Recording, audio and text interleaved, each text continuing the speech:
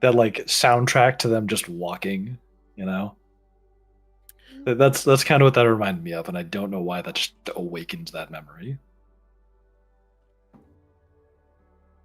So that was a, but yeah, I didn't even realize that was the Ghostbusters theme. But also, hot take incoming. I think Ghostbusters is a little overrated. Okay, all right, we're no longer I- friends. I'm sorry. I can't. Nope. No. You are not doing this to me. You're not doing this to Bill Murray. You're certainly not doing it to the old lady that screams, "We got one!" Fuck you.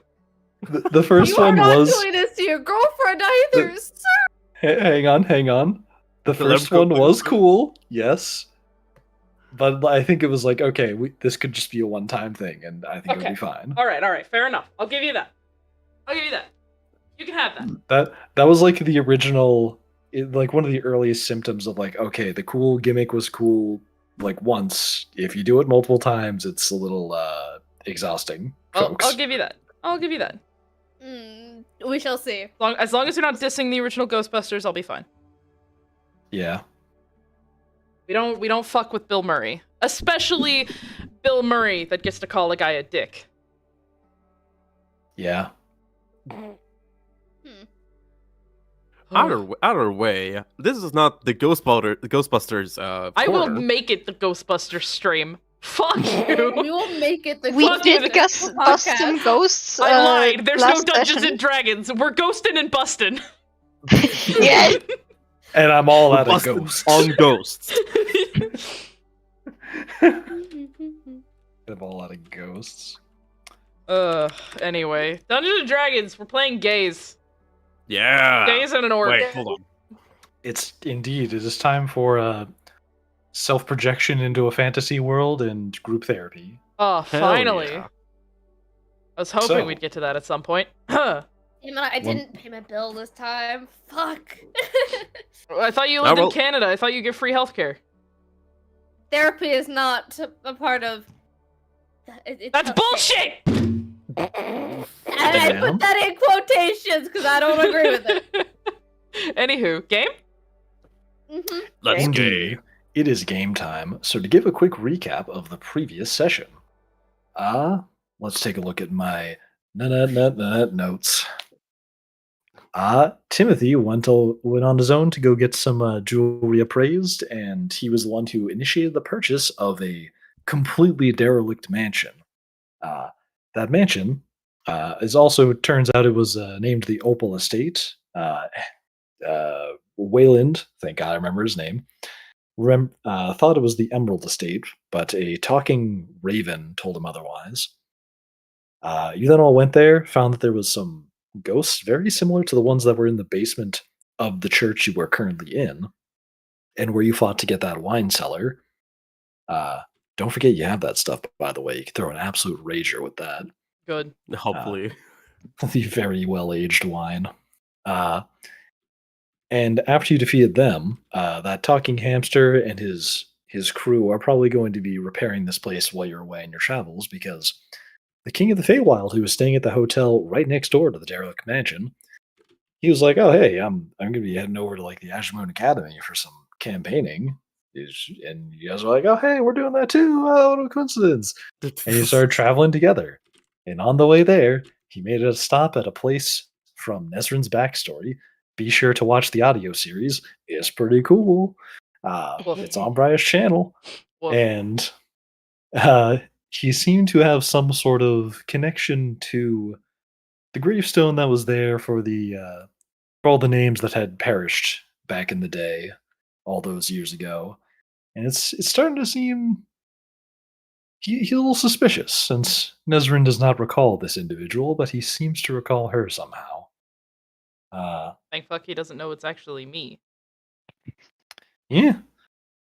And so, the session ended with you all pulling up closer to, like, you're, like, just within, like, okay, we could probably get off the cart and walk the rest of the way distance to the gates of the Azure Moon Academy.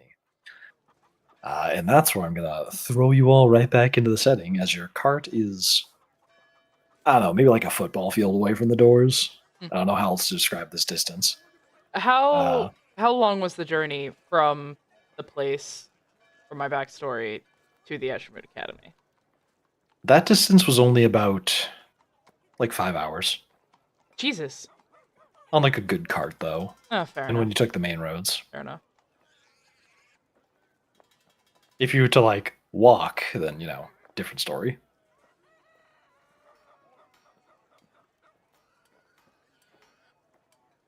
Mm-hmm. Well, I'm not there.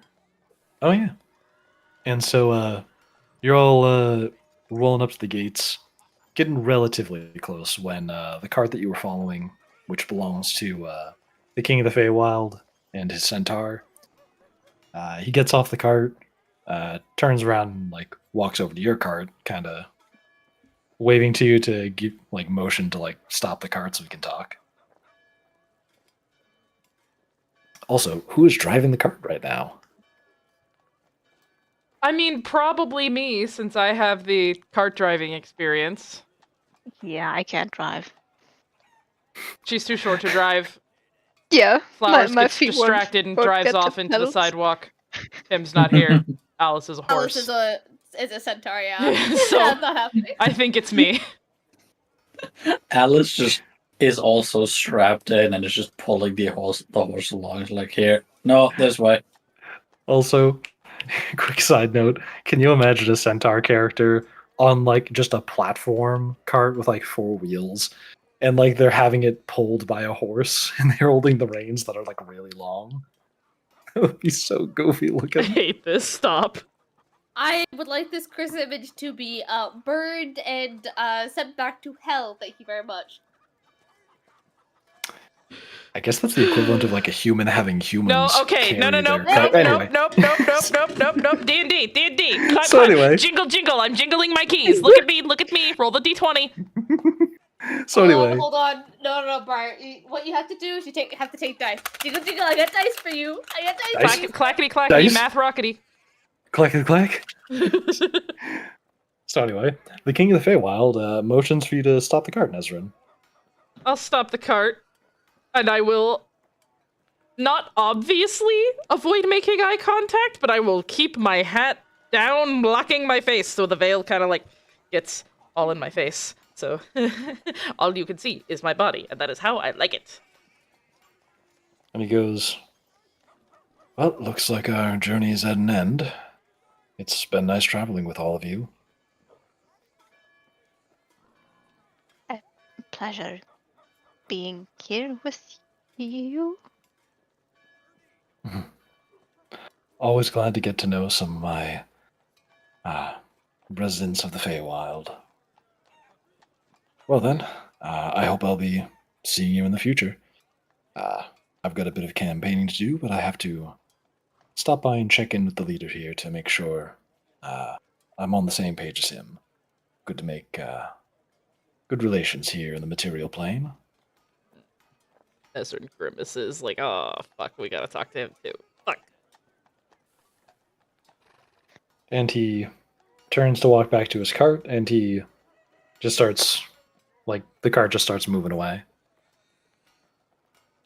How long does it take the cart to get out of eyesight? Only like 40 seconds. Before he's like up to the gate, getting checked in, and quickly passes through. Yeah, once he's out of earshot, Malin will sort of lean over to Nezrin, and like, he was weird. Like, Very. he lives outside of the Feywild, but he's the king of the Feywild, and he's glad to see another person of. I was in the Feywild, but I don't think I come from there. Malin. Yeah. I think there's more to it than just that. More? She kind of like looks around at. I'm assuming there's people. We're not just in the middle of a very empty, dead city like the beginning of Shrek and Far, Far Away, or not Far, Far Away. What's the place? What's Farquaad City? What is that? Duloc. Oh dang! What was? Duloc. Oh yeah. Like the you know how empty that was when they first went into Duloc? We're not just sitting in that, right? Like there are people. Yeah, there's people around. It's Okay. not crowded here, but there is people That's around. fine. There's people. She kind of like looks around at the people. I'd need somewhere a lot more private to explain, but We can. I'm sure we can find. I mean, we'll need a sleeping place. I think. right. I'll have to talk to it. God, okay. Oh, Mr. Magnelius is so much better at dealing with this stuff than I am. Isn't he supposed to be like meet us here? Possibly. The portal. I'm not exactly sure where the portal is in this area. I'd have to ask Going somebody to as well. get on my tippy toes and look around. We're just like Alice just chest gonna. height for Do others. you want uppies? Oh, can you give me uppies? That's not exactly where I put it. It's her basically like, you, Yeah. you want higher? Can I stand on your back? That would be. Absolutely. And she's Oh, gonna, thank you. gonna get down so you can get on top easily, and up she goes. Yeah. I will scan the crowd for Ginger Man. You scan the crowd. You do see Tim standing around nearby the gates. Oh, that's Seems like he's- convenient. Yeah. No portal then? No, he probably already took the portal and just waited outside for you, Okay. so he wouldn't miss you. Oh, I see him. You stay here. I'll get him. Bounce off. Tim, And you Off she see goes. Malin Really? skittering towards you on all fours. You yourself have just taken only a few hours ago. Did you just take the portal through after getting things organized back home? And you just waited outside the front door to make sure you didn't miss them. He does run only on her feet. Like most of the time.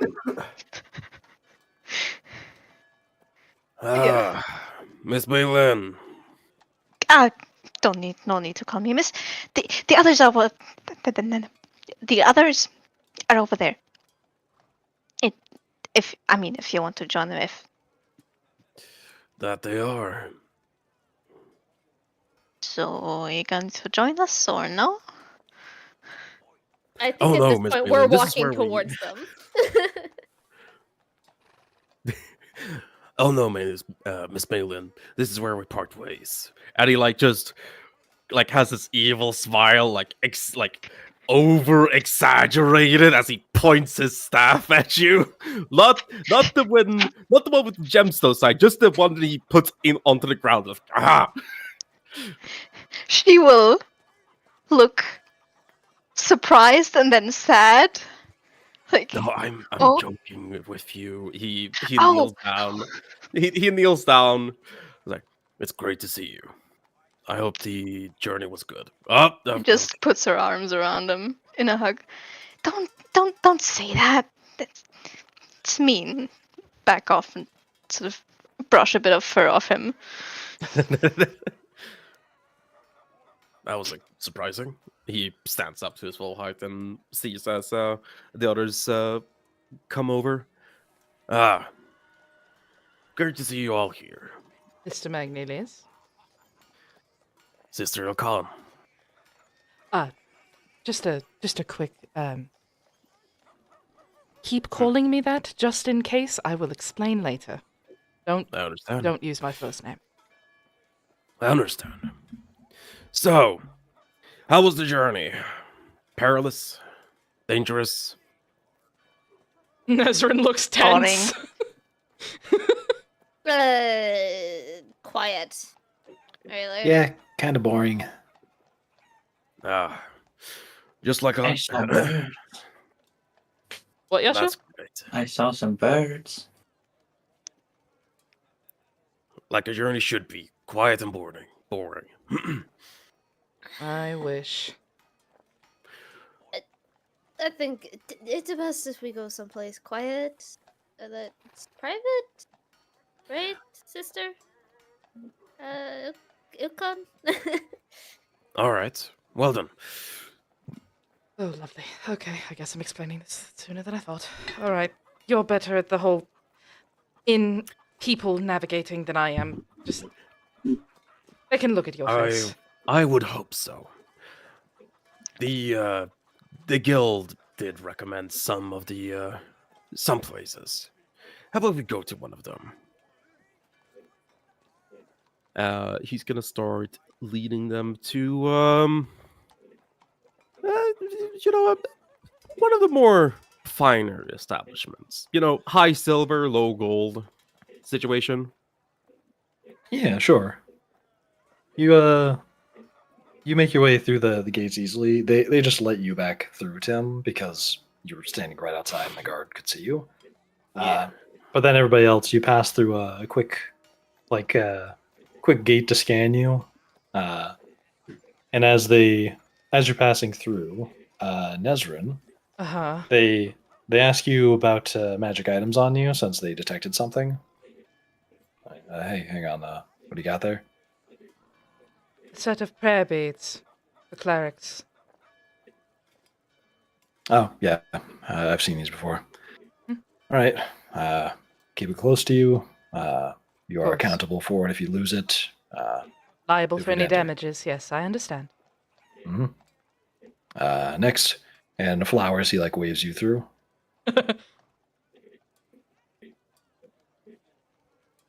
Flowers, Oh, yeah. come over here. Through the gate, please. Yeah. And, like, waddles. And the Does he gate even like fit through the gate? Visibly distracted by just something. Does he actually fit through the gate? That's the question. Is this one of those tiny little TSA magnetic ones? Oh, he's able to get through it. It's large Aw. enough for a lot of species. Be really funny though. I'll say he does have to like turn sideways to get through it. Oh no! Hell yeah. Oh, poor Alice. Gotta send her through the cart one. And as you pass through, he's like, "Whoa, whoa, whoa, whoa, whoa, whoa! You got something on you? Let me make sure I check it." Hmm? Yeah, Oh. you got some magic item on you. Let me. Come on, I need to see it. Know what it is. Flowers. I think if you can show me your axe, the one on your back. Now what? It like turns around. The big bong stick on your back for the trees. Oh, ah. Yeah. Like, oh, falls it off. Forgotten I had that. Yeah, let me take a look at it. Here you go. He holds the axe in his hands and he goes, "So, what does this thing do? Can you give me a brief description?" It chops down trees. I think. Okay, but people aren't just carrying a magic axe so they can chop down a tree. I'm fairly certain it's just a returning spell. It's like one of those daggers of returning, but axe, because he's big. Axe of returning? Oh. I tend to lose things. Yeah. Oh, yeah. I think I've seen this model before. You prick your hand on the base of it so we can identify where you are, and hurts a little bit, but pretty reliable. I feel a little bit old school, if you ask me. Just make sure to keep it sheathed. If you unsheath it in public, you will have to answer for it, unless there's a good reason. But yeah, you're good to go. And he hands it back to you. I don't think I'll be chopping any trees anytime soon. Yeah. He'll take it Let's back hope. and put it away. Oh my lord. Sweet baby. And Oh. since that's the only magic items, everybody else passes through no problem. I got a one. The smile. Oh yeah, as you pass through, he's like, "All right, let me see what's up." Pulls out the wand. It makes you smile. Here. Oh, just yeah, you can just keep that on you. One Okay. smiles, no biggie. And you all pass through just fine. And then Tim leads you towards a what's the name of the establishment you want to bring them to?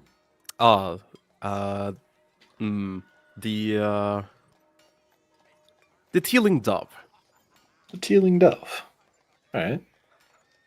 He brings you to a nice establishment called the Tealing Dove. Interesting place, kept nice and clean. Fits in quite well with the aesthetics of the city, which is a lot of chiseled stone that kind of reminds you of Pleodorus, but a lot of the architecture is more. It's more designed to be beautiful than functional, since it is all indoors. It doesn't need like thatched roofs or anything like that. Mm-hmm. So, it's a nice looking place, well lit, a lot of artificial lights, very pretty in here. Wait, blue question. Does this lights, place too. have a bar? Yes, I'll say it does. I'll say this is just a tavern slash drinking area. Okay, cool. Lovely. Good. Because Mama needs some wine. If I'm going into this, I'm going to need to be mildly buzzed. Mama. Gotcha. When you're at the Tealing Dove, you're given a private booth to speak. It's quite quiet, and the server asks you, "Hello, everybody. Would you like the privacy screen?" Yes, please. Certainly. Just a moment. And he reaches over to like a curtain on your right and left, and he like unties it, and like it swings shut, and you can see through the curtain pretty easily, but you also see this like blue shimmer travel across it. And he says, through the curtain, he like parts it with his hands for a moment. You see the shimmer happen again, and he goes, "With this shut, you should have all the privacy you need. Nobody can hear you outside." Wonderful. Thank you. And please, whatever we order, just put it on my tab. And he'll like he'll produce his a small little identifier for who like that he's with the guild. Certainly, Mr. Their name, Magnelius. Wonderful. And he closes the curtains and walks away. There we go. All the privacy we need. How the fuck do I order red wine? No. Oh, That's quite easy, Sister Ilkan. And he just he's sitting like closest towards the opening. He just sticks his hand through and like holds up 2 fingers. And then after like 5 or 10 seconds, he just retracts the hand. They'll be with us shortly. Gotcha. okay. Sure. Fine. That's okay. Finer establishments tend to prioritize service. I see. Do forgive me, I've never been in a finer establishment before. I usually just buy the nice wine and pour it myself. Quite understandable. It's not often I don't tend to go to these places either. And extra expenditure of money that I don't often find a reason for, but since we require privacy, this is the best privacy you can get on extremely short notice. It is very pretty. Fair It enough. is. I will go ahead and remove the hat and veil. Just so that way my face is unobstructed from the party. Alice and Flowers are in this, right? They're with us. Yes. Okay. I cool. was It's gonna just- say, how comfortable can Alice even get here? This isn't like a tight restaurant booth. This is a booth explicitly designed for a variety of races. Like it's a sort of like a big lounging space with carpets to sit on and a table in the middle. Oh, Conversation so you're pit? telling- Conversation pit? Sure, yeah. Sorry, I fucking love conversation pits. I have an autistic amount of love for conversation pits. I'm so mad they're out of style. I want a conversation pit more than I want oxygen. No It's idea. so hard. And before anyone says it, no, it's not a nest. It's a conversation pit. As long as Briar's it's not right, there is a that difference. big bed with a mirror on top, it's fine. I hope not in a bar. But yeah, when the person comes around, Timothy will order 2 wine bottles for the entire group.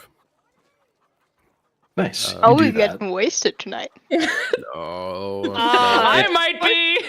It's two wine bottles shared between a centaur, a orc, and most likely two seasoned alcoholics. Okay, I will rephrase. I'm getting wasted tonight. There you go. Yeah, she's really tiny, and I'm not an alcoholic, thank you. I'm just a bitch with a backstory.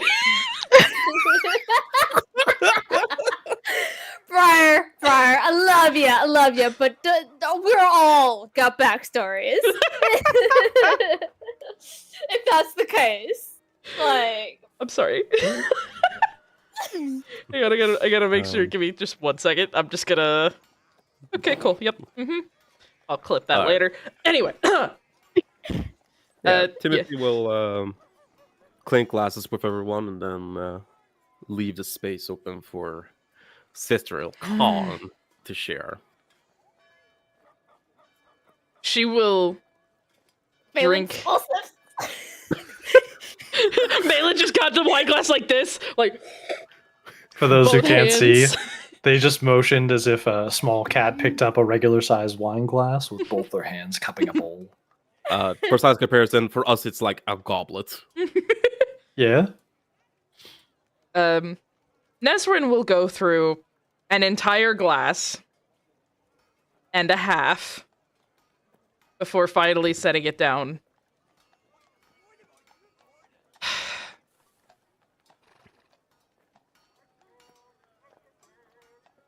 Does any of you know why Asimar's fall?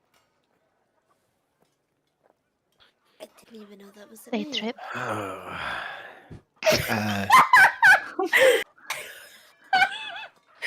Now that is Cute Alice, but I'm pretty sure they just break the rules in wherever they live. Can I try to roll a Wait, religion Did check? you say Alice? Didn't you say that, Purple? No, it was KB. No, it was Kitty. Oh, sorry. My bad. The I was too other busy thinking small female. You laughed way too loud. I immediately thought it was Alice. Sorry. Can I try to roll a religion? Yeah, go ahead. Oh, okay, 16. You do know why Azamar fall. They fall specifically when they go against, from what you understand, they go against the will of Averna in some way or another, Hmm. and that's what causes them to fall. Although it's not precisely known. Don't you go against the will of your god? That makes you fall. Sort of. It's a bit more complicated than that. Hmm. I wasn't sure of it myself until about 7 years ago. Second question for the group. Has anyone heard of the burning of St. Roland's? Can I roll a history? Yes, you can. I'll also do a quick d20 roll. 9. Nope. 9. Yeah. I had other shit to be obsessed about. You were horny that day. Like the pussy. Tim, you don't recall Malin, you do know about that place burning down. You don't really remember the details too well. And then Waylon kind of like scratches his face and goes, yeah, whole place burned down one night. Unexplained means. Wasn't even many fire hazards in the area. Basically, everybody died, even those who weren't in the fire. Mostly correct. You're right, there weren't that many fire hazards around. Unless you count a curiously placed candle. And she'll grab the glass, take another sip. And then she'll Knowing just... churches. Oh, sorry. Knowing churches, that's a lot of candles.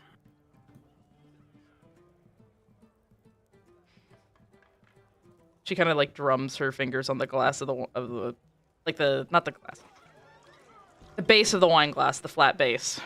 Yeah. The foot. Yeah. The foot. Is that what it's called? I think so.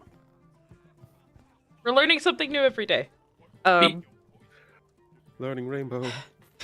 The more you know. Sorry, I gotta get it. Okay. Give me 1 second. Depressing.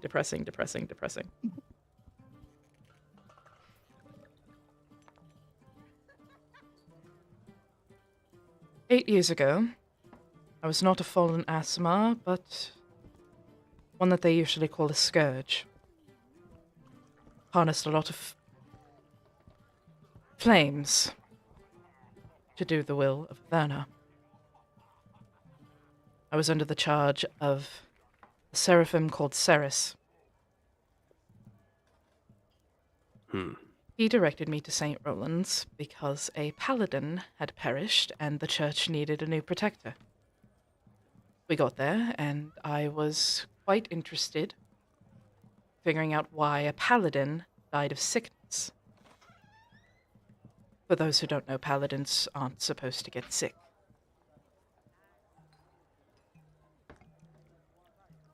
Apparently, the father of that church, Father Simon, was harnessing dangerous magic, draining people of their souls to become what he thought was a good lich. Oh. There are no such thing as good liches. They all break the cycle. Tasked with the protection of the church, I attempted to stop him.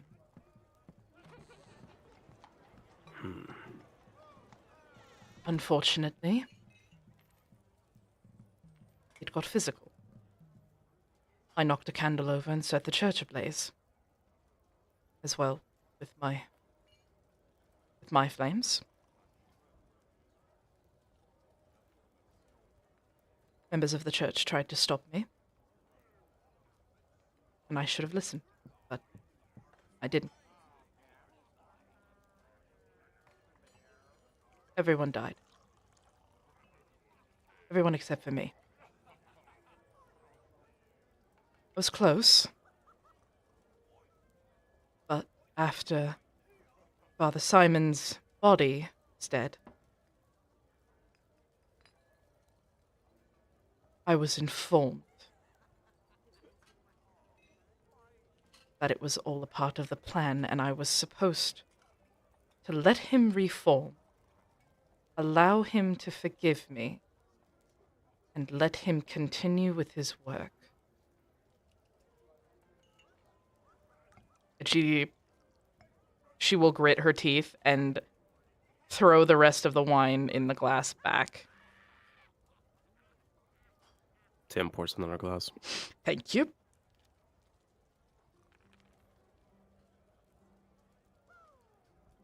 I didn't listen. That man would have caused more damage than a single church. You're correct. He would have. That's why I broke his phylactery, a set of prayer beads. And for that I fell. I was turned into this.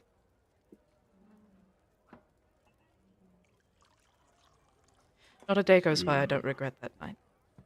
Not the decision that I made, but how I made it. I killed so many people because I was so angry.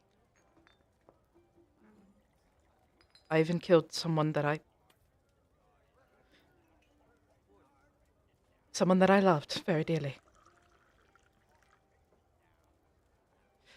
But, all of that said, that was the church we stopped at.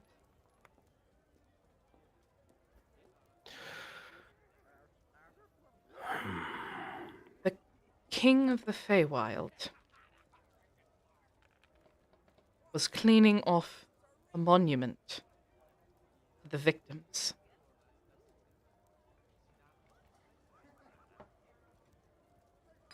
Everyone died at that church. And I do not remember a king. I remember simple clerics, simple parishioners. I remember Sia. I remember Father Simon. I remember Sister Annetta. I do not remember a king.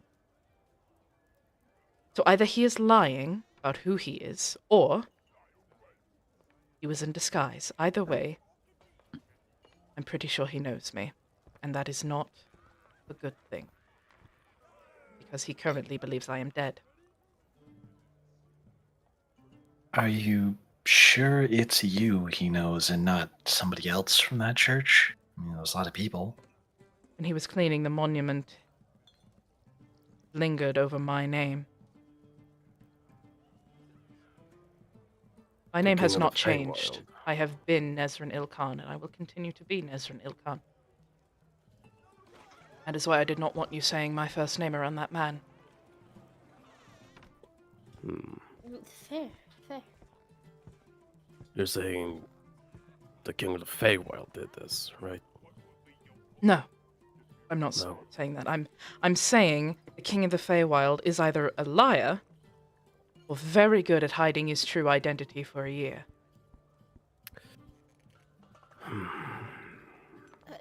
This is.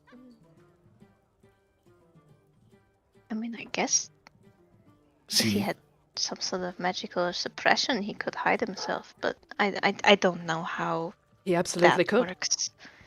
I would not be surprised if he were in hiding, but But don't know why? exactly why. Why was he at St. Roland's? Why would he have been there for long enough to know me? Doesn't make sense.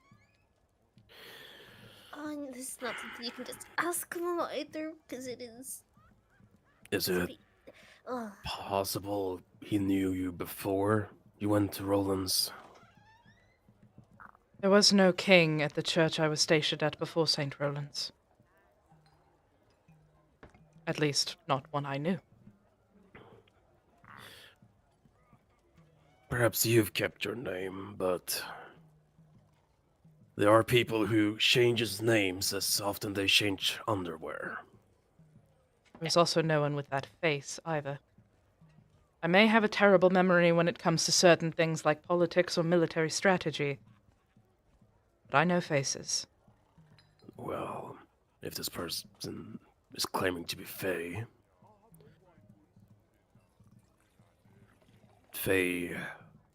as far as I know, can take a lot of faces.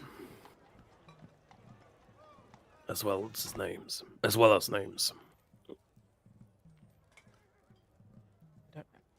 I don't know, but the whole thing makes me feel incredibly uneasy. Especially if he's going to talk to the same person we need to speak with. Well done. I mean, maybe they know more about the king of the Feywild. Or that person. It's weird. Either way, let's operate on the basis that they know you. So, we'll need to call you something else. Just sister, perhaps. He knows my last name. I was dumb enough to introduce it to him at the mansion. All right. listen, you can't really be blamed for introducing yourself. Yeah. Yeah. You go, Alice.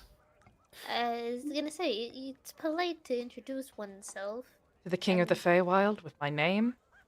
I probably should have thought a little bit harder about it. I mean, it's Well- not exactly the best political move to go stealing names of your voters, and that's exactly why I'm going to be voting for the King of the Guard. He isn't shady like this guy. Yeah. Well, the actions of the past can't be changed. We can only look to the future. Right, of course. The blunders of the past are in the past. Let's leave them in the past, but let's be aware. If only We'll the keep past would following stop you. following me. Yeah, well. You and me both. It never leaves us alone. So, let's continue calling you Sister Okam as we move forward. Speaking of moving forward, who is it exactly that we're meeting here? The I've leader been a of the little bit- Ajamoon Academy, I believe. I think It would be. I mixed up Aldestrel and Alderic in my head. I'm sorry. I believe You good? Alderic called him Henrik. Well, it would be Owl Henrik, wouldn't it? I don't think that's exactly how it works. From what I read in the library, they earn their titles. Alderic means great leader, I believe, and Aldestrel meant the great dreamer. Alimir is the great poet, creator. I think it's poet. Draconic is so Yeah. difficult sometimes. Completely different Yeah. alphabetical structure. Well, if we're going to be meeting with the leader of the Azar Moon Academy, I probably need to pull in some favors. Some favors. Well, you just don't walk up to meet with the leader of the Azar Moon Academy. Why not?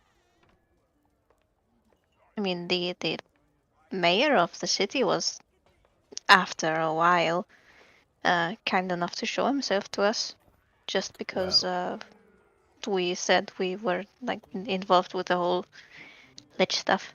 To be fair, that was Yeah. kind of my. You know, I haven't even met the head of the Merchants Guild. You just don't do that because they're a busy person. And Schedule you don't size. do it yes, precisely. Running an entire academy can't be easy. But hey, you never know. I guess the best way is just to go up there and ask. And if we really do need to set an appointment or something of that kind, I'll see what I can do. All right. My capabilities aren't endless, but Do we Smile rest or never do we do hurts. that now? no time, no rest for the wicked. He smiles as he stands up. Can I at least finish this bottle first? Oh yes, please do. I'll be ensuring that we have rooms to return to. Lovely, thank you, dear. Of course. And he's gonna excuse himself. Get rooms. One, two, 6 rooms. I'll share. No, not 6. Sorry, 3. Girls' 2 each. night. Girls' Girls' night! Girls' night. Girls' night. Eh, I mean, if that's how you guys want to Girls' night. sort it out, but I was Girls' night. imagining Malin, Flowers, Alice, Tim, and Nesrin and Oh, please don't make me Dylan? share a room with the boy. I mean that's how I set it Girls' up, night. but if like how you guys want to split Girls' it up, night. Girls' night. Flowers can also stay as well. He's Yeah, your Flowers can stay. honorary. He gets honorary girl for the night. Yeah. okay, so Get a little all flower in 4 his of you are loincloth. going to share one room. Tim's gonna have a room, and so is Get us a big one, big man. sure. I You think got it. like Flowers and Waylon can share a room, maybe? Hold up. Here's my question. Did Maylin ever teach Flowers how to do a braid? Briar's He no has pog watched face her, on the call. definitely.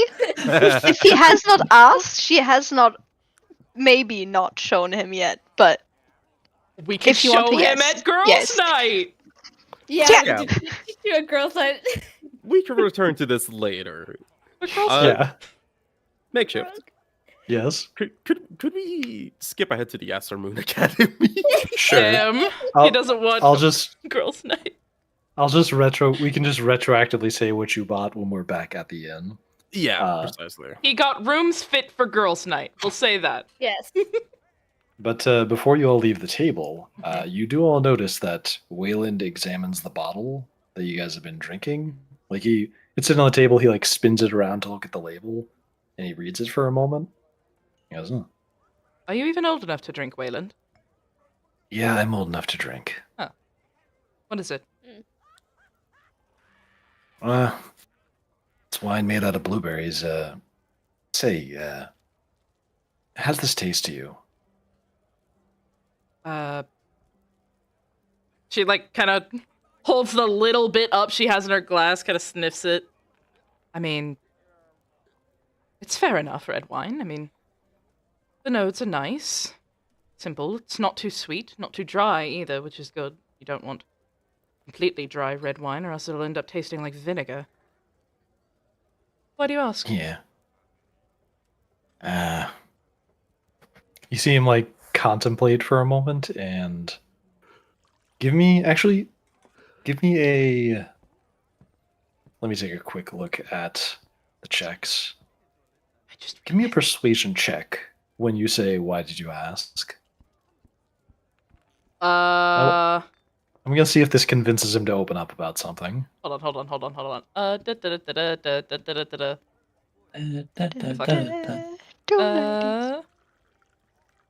Oh, the power of the death god. Please. Did you just use guy? You bet your sweet bippy I did. Oh It's a my persuasion, God. right? Yeah, okay. Plus 1d4. And I'll say this wine gives everybody a +1 to charisma checks. Okay, that's So plenty. then a 21. Yeah. And 21. 20. He's looking at it for a moment. He goes, "Well, seeing how you just downed like half a bottle of this so far, I'm gonna assume it didn't burn your throat on the way down. I mean, like painful burn, like holy light burn you." It definitely did not. I may be fallen, but I'm still an asthma. You see like a big grin on Waylon's face. You know what the nickname for this stuff is? No? He spins the label towards you, and it doesn't say this on the bottle. It just has like some cursive writing for the brand of it. He says, "This is a brand known for being called Blessed Blue. You only get this stuff if the wine's nearby a site of prayer. And if it's made out of blueberries, but that's beside the point." Site of prayer? Yeah. So, like, needs to be like the cellar of a church or something. In fact, that wine back at the place we've got is probably some kind of blessed wine. But that's besides the point. Anyway, each type of the wine causes pain to people who are various types of sinful, like liars, cheats, sinners. So, I don't know. How about murderers? If it's going down smoothly, it means you're not a monster. Hey, we should give this to Sharps. I have a feeling several children back in Cleodoris would disagree with you.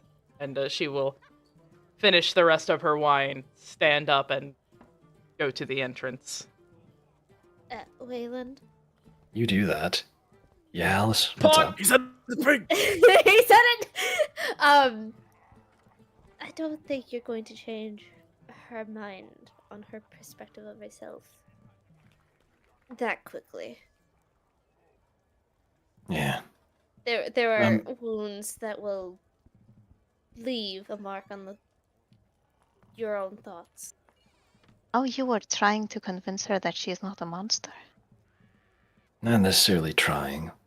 The gods don't lie, and wine like that, it hurts people who are flawed. Flawed in the bad ways, not good ways. If flawed really depends on the person who is looking. I mean, people would say I'm flawed, but I mean, I can't say so. Hair flip.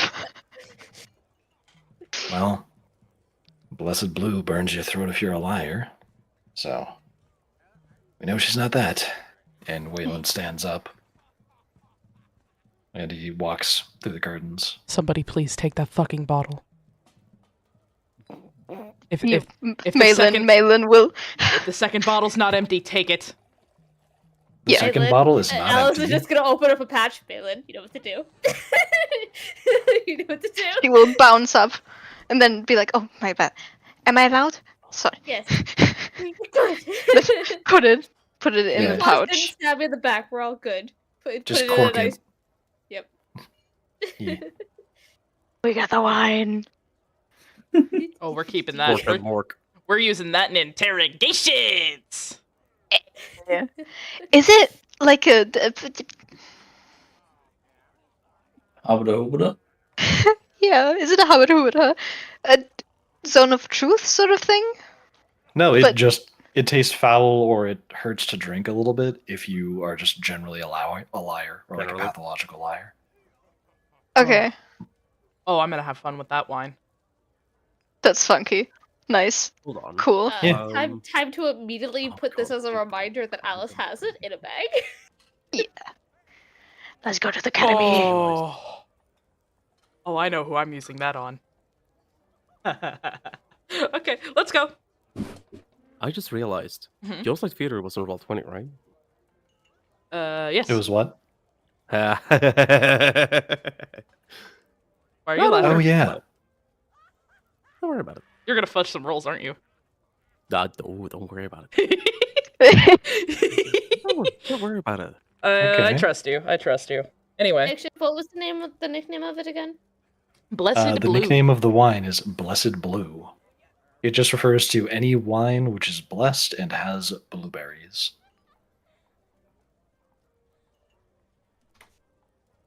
Actually, then it wouldn't be called wine, because wine is always made from the grapes. But there It has are grapes there and are blueberries. wines that have blueberry notes. Yes, but it's still made of grape. Yeah, and he So said anyway, it has we get to the grapes, Azure Moon too. Academy. Nation, as you're doing that, can you DM me the description so I can just Yeah, copy and sure. paste? Thank you. Anyway, as you all walk over to. I have to give the description first. So I assume you're all done in the dining area. Yes, I'll help you give a little time so you can write her a description.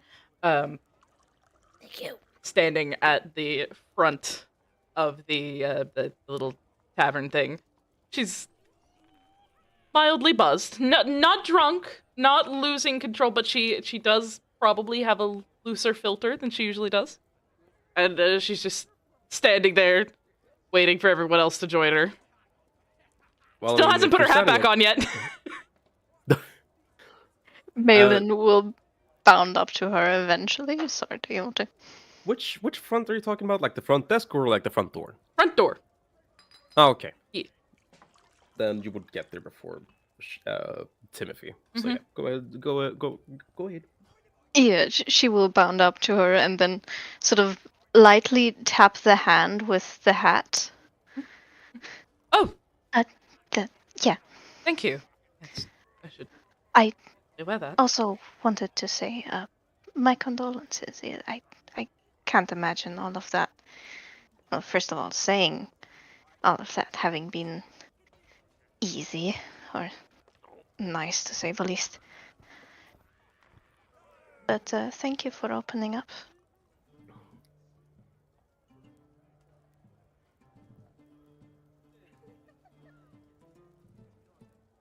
You're welcome. Timothy approaches the front door. All right, rooms have been secured. How are we feeling? Fine. Energetic. Might be a bit more loose-lipped than usual. I should probably let you Alright. do most of the official talking. Yeah, I was going to ask that. You allow me to do that. But when we actually do meet the leader of the Azure Moon Academy, Oh, go once we're sure he's not going to smite us, let me take over so I can ask my death questions. Questions You of got death. That all sounds wrong. I'll think of a better name. Questions about his past. Right. Um, The Lich. What's his name? Roko. uh, Yes. da- da- da- da- other people, the L Oh. word. Right. Sorry. Yeah. Make it So, are we all ready? Indeed, you are standing at the gates of the Azure Moon Academy, like the Let's actual go. academy building. It's a big, arched, classic-looking doorway made primarily out of ivory and packed to the muscle with very intricate designs of various magical creatures. And there's a nice, big, round, golden knock. That's what they're called, knockers, right? Knocker. Knocker. I heard the door. Knocker? The door thingy that you knock on the door and it's Yeah. built into the door. Aw. You kids. Yeah. If You there's no think one that else, thing had a fluffy tail? I like points at different statues. there's no one outside, yeah? Or Nope. Huh? Just Nope, nope. alright. Just big door.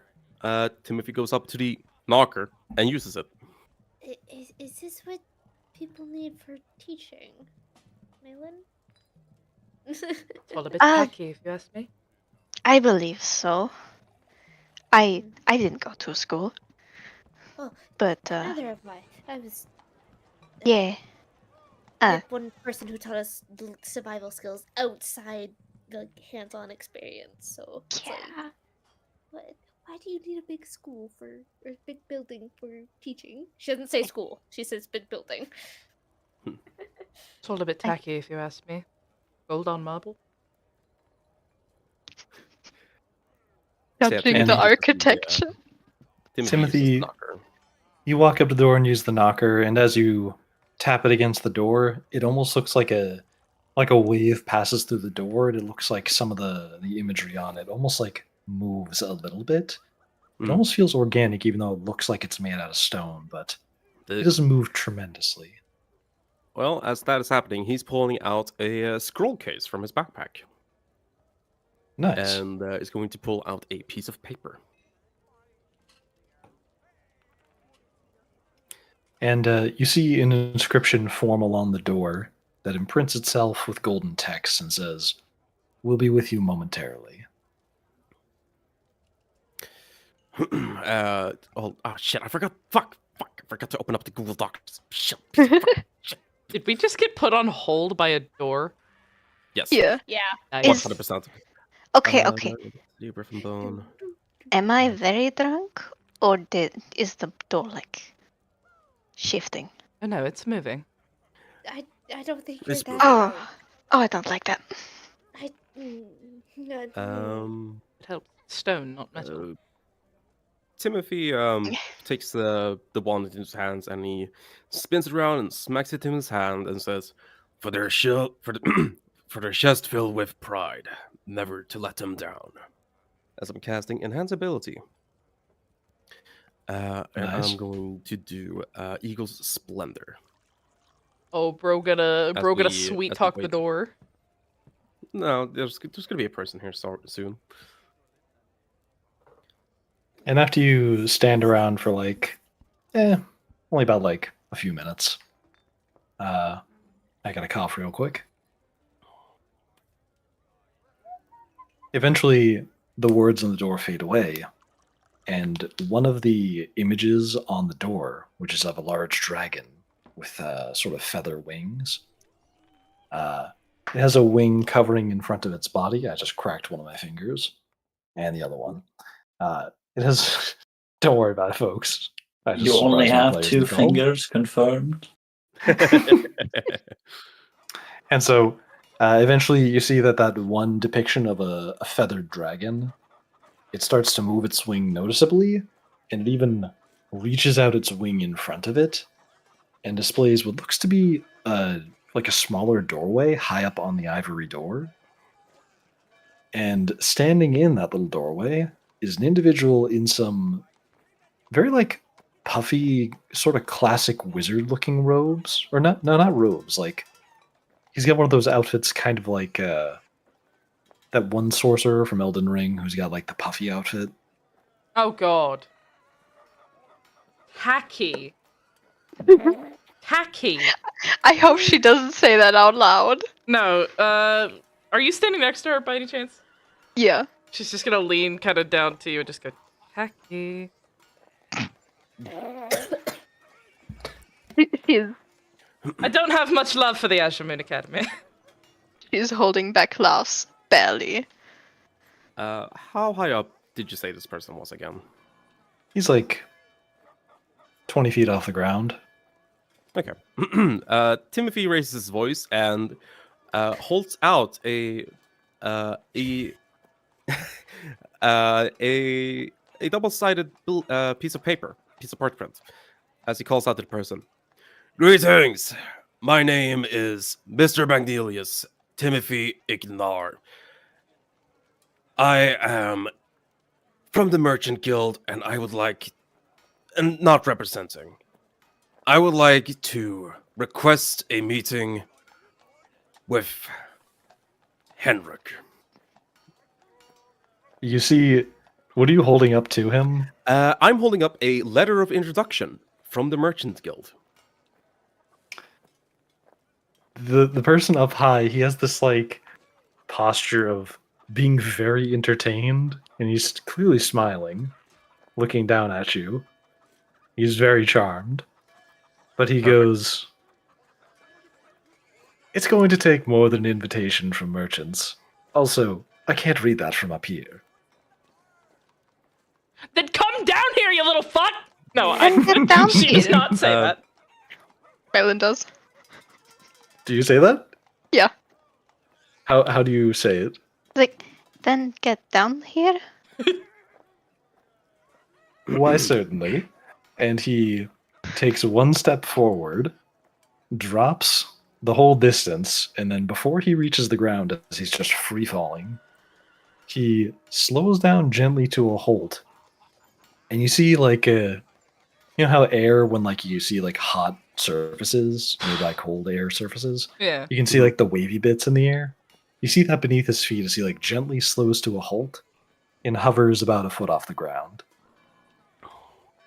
And Yeah, goes, it'll just hold out the paper for him so we can read it closely before continuing. I'm aware it requires to be a bit more than just a simple merchant to meet with the leader of the Azure Moon Academy. Though, for matters I cannot speak in such a open place, there are matters we need to discuss. Of Things great that are- importance. "Oh, matters of great importance." Yes, I'm Well- aware how it sounds. Though, I do hopefully can try to convey that there is things at stake that we bring. Can I try to roll a persuasion? Sure. You can roll persuasion. Okay. Get guided. Well, Just do I like Tap. guided yay or nay makeshift? Guidance? Sure. Alright. I can say you did it before you answered the door. 29. Wow, that is very high. Nice. Jesus. He goes, "Well, it certainly must be of incredible importance. Why not just tell me?" Are you the leader of the Azure Moon Academy? "Not quite. I'm one of the teachers here. My name is Malachi." Well, it's kind of one of those big life and death things, you know, like when there's a flood going on and you don't well, want to he panic sort of and like puts a hand in front of her face. Shut. Unfortunately, the experiences that we do need is specifically his lived experience. It isn't one. I'm trying to think of the right words here. Timothy is a lot better at choosing the right words. Instead of meandering through it all,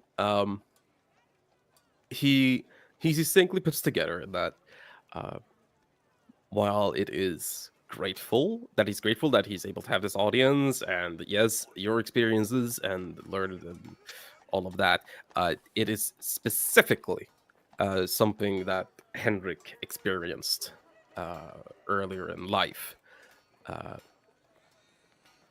that needs to be discussed. And that's why they aren't talking to any of the teachers. In a more flowery language, because he has a fucking +9 to persuasion. Yeah.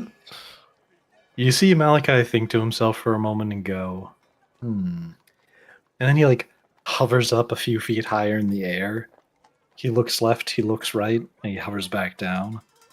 Well, I don't see any life or death situation standing out here, but it does sound rather important. Not too many people know too many details about his past life. Well, I suppose dialogue with him is always open to the public, technically. I also just let somebody in already. Tell me, do you at least have some sort of unusual magic items that he could study? I just want a good reason, just in case you aren't telling the whole truth. Hey, flowers. He Blood magic? he like nods. Yeah, we do have something he could study. And that would be... Nanya. Malin just leans over to Nez and like tugs her down a bit. We have magic items, like interesting ones. Isn't More. Flowers Axe technically magic? But the guard Well, recognized it. We have two, but one of them happens to be that, and he points towards the axe sitting on Flower's back. He glances over towards He just does a Flowers cute and wave. He sees the handle sticking out from behind you, raises an eyebrow, and he like flips through the air and like lands facing directly upside down to look at your axe. But he's like behind you. He's just like standing upside down in the air. Okay, Aeolus, Goes. calm down. I don't understand that joke. That's a Greek god joke. That is a wind god joke. Oh, nice. What fly does to a motherfucker? And he looks at your axe for a moment and goes, "Do you mind if I examine this?" Wouldn't that be a I shouldn't privilege that Henrik would have? You're clever, but I still need to make sure it's not just a red axe. I'm pretty sure you can tell it's not just a red axe. Says you can fly, you could probably see the magic. Well, yes, I don't need to, hold it. I should ask, is it alright if I cast a spell to detect it? I don't see why that would be an issue. Good enough for me. And he claps his hands together, and you see his hands just sparkle a bit. And he points them down towards the axe. Oh, yeah, that's a rather interesting piece. I don't think we've had the chance to study it. The guards probably just thought it was an axe of returning or something like that, right? Precisely. Hmm. He and I. I mean, it is. Well, seeing how it's still in its dormant and early stages, I don't think you're going to be wreaking up muck, or causing a muck with it, or wreaking any havoc. So, sure, I'll allow you in. It's not like you could beat him in a fight if you did start something. No, most certainly not. A humble merchant, a member of the clergy. These chuckle fucks. Yeah, he doesn't say it, but like that's the vibe he's putting out. You're getting a look from Ness, just so you know. She's got the veil on, but it's like, bitch, I could take anybody down. I'm God. Alice, Fuck you. Alice has a calm look on her face, but her eyes are giving you the look of, you better be careful what you continue to say. That's why he didn't say it. Uh-huh. And he continues and goes, well, just keep in mind. And he starts walking through the air upside down over towards the door. you are going to be here under technically emergency circumstances, so just keep that in mind as you are going to be on the same time slot as somebody who beat you to it. Some king or something like that. Anyway, Oh shit! I let him in because of his nice weapon. We wanted to study it. Anyway, Wonderful. and he steps onto the door and stands on it, taps his foot Ah. against it, and you see the door like shifting and creeping and crawling a bit as it starts to open up slowly. Enjoy your time at the Azure Moon Academy. Let me know if you have any questions. Bye bye. Wait. Is he just hold on? Oh, yes. What is it? Is he just going to be like behind those doors, or, and also, if is the king going to is the studying of the weapon going to take long because it's kind of like not a public thing? What she is asking is for directions. He's in the highest tower. Follow the blue path. Thank you. You're welcome. And you see some tiles on the ground start to glow faintly for you. As we begin to That's one walk, way to tell people. Timothy will like have a quiet side conversation with. All right, where so no one from a larger distance can hear what he's saying as he turns to Malin. It's better to keep certain cards closer to us. Like the fact we that do not it's like urgent. the fact that we do not exactly like this king of the Feywild. I mean that. We need to, Okay. when it comes to politics, we need to be careful what emotions we display for different people. I Especially can't control about my emotions. I control have your my words. ears twitch when I lie. I can't. Well, don't tell people that, and maybe let me handle the finer conversations. Mr. Magninius, may I remind you that men we are trying to avoid. Yes, I am aware. Perhaps let me enter first. See if I can't do something about this guy. I'm not sure what. Let me try. The king of the Feywild. You aren't going to do jack nor fucking shit. We're set in a social situation. I thrive in social situations. I feel like I need more wine. You can have more wine when Alice we is get back. looking like she's falling asleep behind you all. Damn, they ain't no bitches to smack. I'm taking a nap. Alright. It's more of so much talking. Ness is just gonna sigh dramatically and deeply and go silent as she follows him. Baller. You do that. Come on, she said it again! Somebody get it! I feel like So- that's on purpose. As you follow this like glowing blue path, it looks like there's some faint spell being used to give you directions. You enter into the building, doors open in front of you and close behind you. An elevator operates and arrives on time just for you and brings you up to a high point in the tower. And then you exit from the elevator and see this kind of a like staircase up to a very nice pathway with a few suits of armor like lining the halls and what looks to be some automatons near the entrance.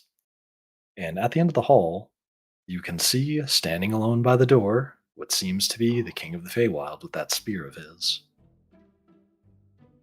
Wait, he's alone? Yep, the centaur is not here. Malin He will was- creep a bit closer to Nezrin and sort of take a hold of two of her fingers, because she... no. Because she's small. Ha! Yeah. Shorty. Seeing their apprehension to the guy, he's going to connect two dots. It's like, oh, that's the guy. All right. Alice, if you would come with me. Yes. She'll follow. You three can stay here if you wish. And question, Mr. DM. Yes. Has it been an hour since we entered through the gates? It's only been like maybe a 10-minute walk. It's more like a 5-minute walk. Baller. Okay, never mind. He's gonna start approaching this elven man. He's not elven. He just he looks human. This man. Yeah. This And- human thing. As This you, dick. he pretty quickly spots you since there's nothing going on this hallway. Like right after you exit the elevator, he turns and seems to notice your presence. But as Tim, you get closer, he goes, "Oh, who are? Oh, you must be a companion of my friends here." Indeed, it seems you have had the pleasure of meeting my bodyguard before you met me. Mr. Magnelius, and he extends his hand. It's nice to meet you. Yeah. Which hand do you extend? He extends his right hand. Gotcha. He extended his left hand. Like he paused as he was reaching out his left hand, and then he Left he hand. like holds his left hand continuously because he's still Yeah. holding the spear. Yeah, he'll switch to his left hand easily, and shake. Thank you. Of course. Since you're here, actually, that must imply that you are now the owner of the Opal Estate. You would assume correctly. I assume Well- you met my my fucking what's the word, angels? Compatriots. Is that it? Entourage. Yeah, Entourage. compatriots. Entourage. I assume then you met my my compatriots when they were trying to enter the establishment the first time. Yes, if I'm not mistaken, they had to deal with some spirits within the building. Well, that would explain the sheep cost. Indeed. Though, how come Ah. you were at the? How come you saw this? Were you observing? Well, Never I mind. was staying at the hotel just across the road. I heard the commotion, came running, but they had already dealt with the spirits. Then, when I realized that the estate was being opened back up and rebuilt, I proposed the idea that I could attend a ball at the location, if you would allow it, of course.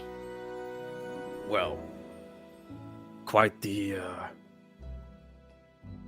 fucking words today, man. It's hard. English is hard.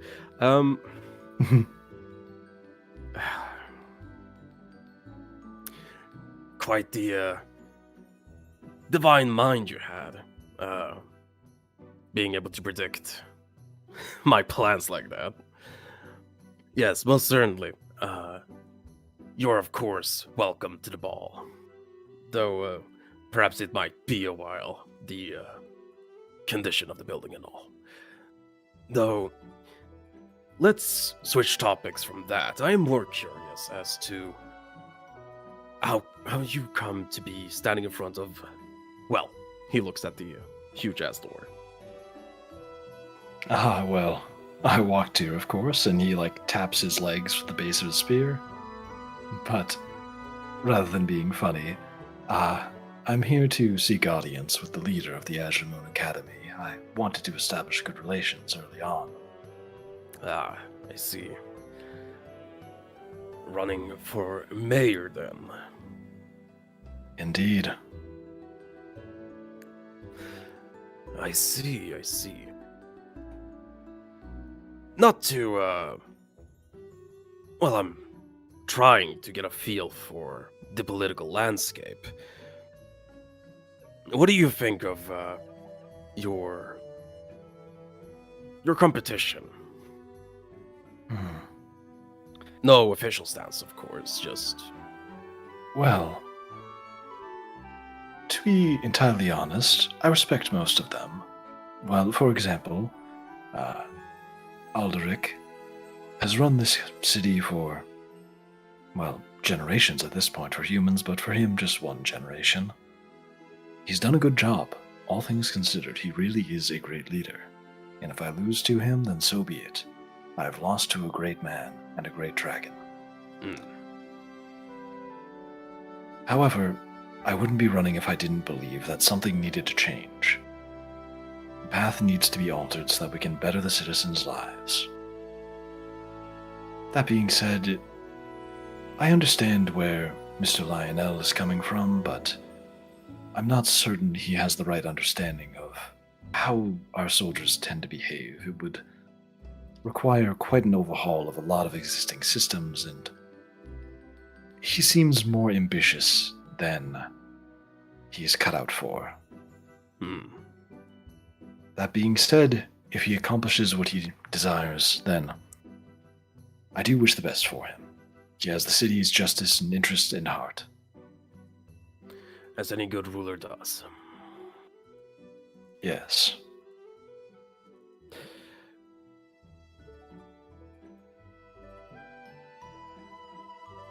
And, well, as for Roko, he certainly has ambition. What? Does he exude any sort of specific emotion when he says that? Or is it still the same PR neutrality? You can tell he probably had a more honest opinion, but he's trying to keep the PR neutrality just to be like, he's got the energy, he's cool, dude. Like, he gave a very, like, I don't know, he has a nice suit kind of response. Like, you can tell just based on how he spoke about everybody else, his opinion of Roko is probably pretty low. Also, does he actually call him Morocco? Yes, he did say Roko. Okay. Well. Completely I see. Although, I am rather curious how members of the Life Church have been associating with him throughout the years. And you can see he kind of scratches his thumb against the shaft of the spear he's holding. It looks like kind of a nervous tick, maybe, as he looks up towards the spear. But that's a question for when I meet him. Quite. Though, how do I put this gently?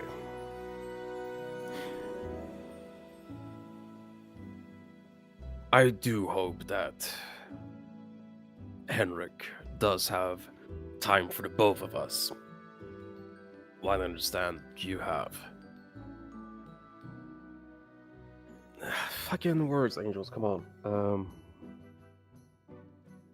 Conflict of interest? Yeah, like, well, I do understand you have, for yourself, for your interest, to establish a good relationship with Henrik. I was hoping a favor for a favor. Oh? And Yeah. that would be... That you allow me and my compatriots to go ahead of you and speak privately with Henrik. Well, I suppose I only need to just say my hellos to him. Give me a persuasion check on that roll. Oh, you got it, With boss. advantage. Yeah. Well, hold on. Let me, Oh. sorry. Because I have Silver Tongue, it automatically buffs it up to a 10 passively. So that would still be a 19. He goes, well, I suppose I only need to say my hellos, make sure I've formally introduced myself. I didn't really expect my meeting to be very long anyway. So, sure, I think that's alright. I already felt like I was wasting the emergency time by requesting to meet him on short notice, so it works out. Wonderful. In return, you'll be the guest of honor at the ball. Mhm. Thank you very much. I'll accept that. Wonderful. Oh, and it would look like somebody has arrived. And you can see that the door next to him, the door to Henrik's room, is starting to give off a kind of unusual stirring, similar to the entrance door. And after just a few moments, you see it start to creep open. All right. At that, he's going to call out to Maylin. Oh, I think we Any can. motions for you to get over here and hopefully bring the rest of them. Yeah, come I remain quiet, my hands folded in front of me, and I don't say a damn word. on. Are we doing in 2 people line? Like a That's little really- school excursion? Malin is running ahead. In that case, Alice is also gonna like use one of her hands to like point at like Nesrin and like slightly do a to my side, other side, so that you're in between the two of you, kind of thing. Bet, you know what? Yeah, I'm gonna do that. I'm just gonna walk around the ass of the horse, and I'm gonna stand. I'm gonna put her between me and the King of the Feywild. Oh, okay. Then never mind on the perception check. Thank fuck. Malin is already gone. Yeah. You enter through the door, and it shuts behind you. Wonderful. You enter into a room filled with all manner of sophisticated technology. Various glowing components swirl and twist. Others sit stationary, ready to be operated, and seem to be inert at the time.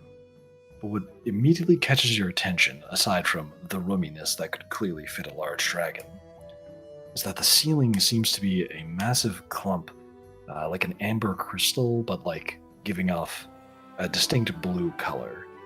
Just a big blue crystal in the ceiling with this sort of swimming light inside of it. That's some fancy magic, isn't it? Oh, that's pretty. Quite fancy. Almost looks like sky. Tim is more interested in the person they're meeting. Do we see him anywhere? You don't see him just yet. All right, then. But Wayland- we'll- Wayland does comment and goes, I suppose this must be the Azure Moon. If I had to guess. Perhaps, though I think that's just a namesake. Excuse me. Do you just like call that out to the room? Yeah, precisely. You know, he is actually correct. You hear a voice come from the sky. All right, up we look. Above you, that stirring light starts to take a bit more of a shape as like a bit of darkness forms inside of it, like a shadow is blocking the light. And you can see what seems to be like wings and a tail appear as the silhouette of a dragon starts to form. It descends in a swirling pattern down and slowly makes its way towards the crystal and then through this kind of bluish fog. You can see the claws of a dragon descend out of it in a relatively smaller dragon, like clearly small for the room, but like 10 feet tall basically. Descends through that blue fog and swooshes down with its wings and lands in front of all of you. The ceiling of this room is the Azure Moon, although it's not a moon. It's a crystal. Well, yes and no. Oh? And yes and no again. You see, that structure up there is a crystalline structure, but it's not a mineral, as well as the fact that that's not the important part about it. But we can get to that later. Anyway, to whom can I make the acquaintance? The name is Mr. McNeil. Yes, it is a honor to be in your presence. We have pressing matters which affects the mayoral race. And he's going to look to Nesrin. She will remove her hat, kind of look over at Tim. The mayoral race isn't the most important part of why we're here, but it is involved. Forgive me, I have really no patience for politics. My name is Sister Nesrin Khan.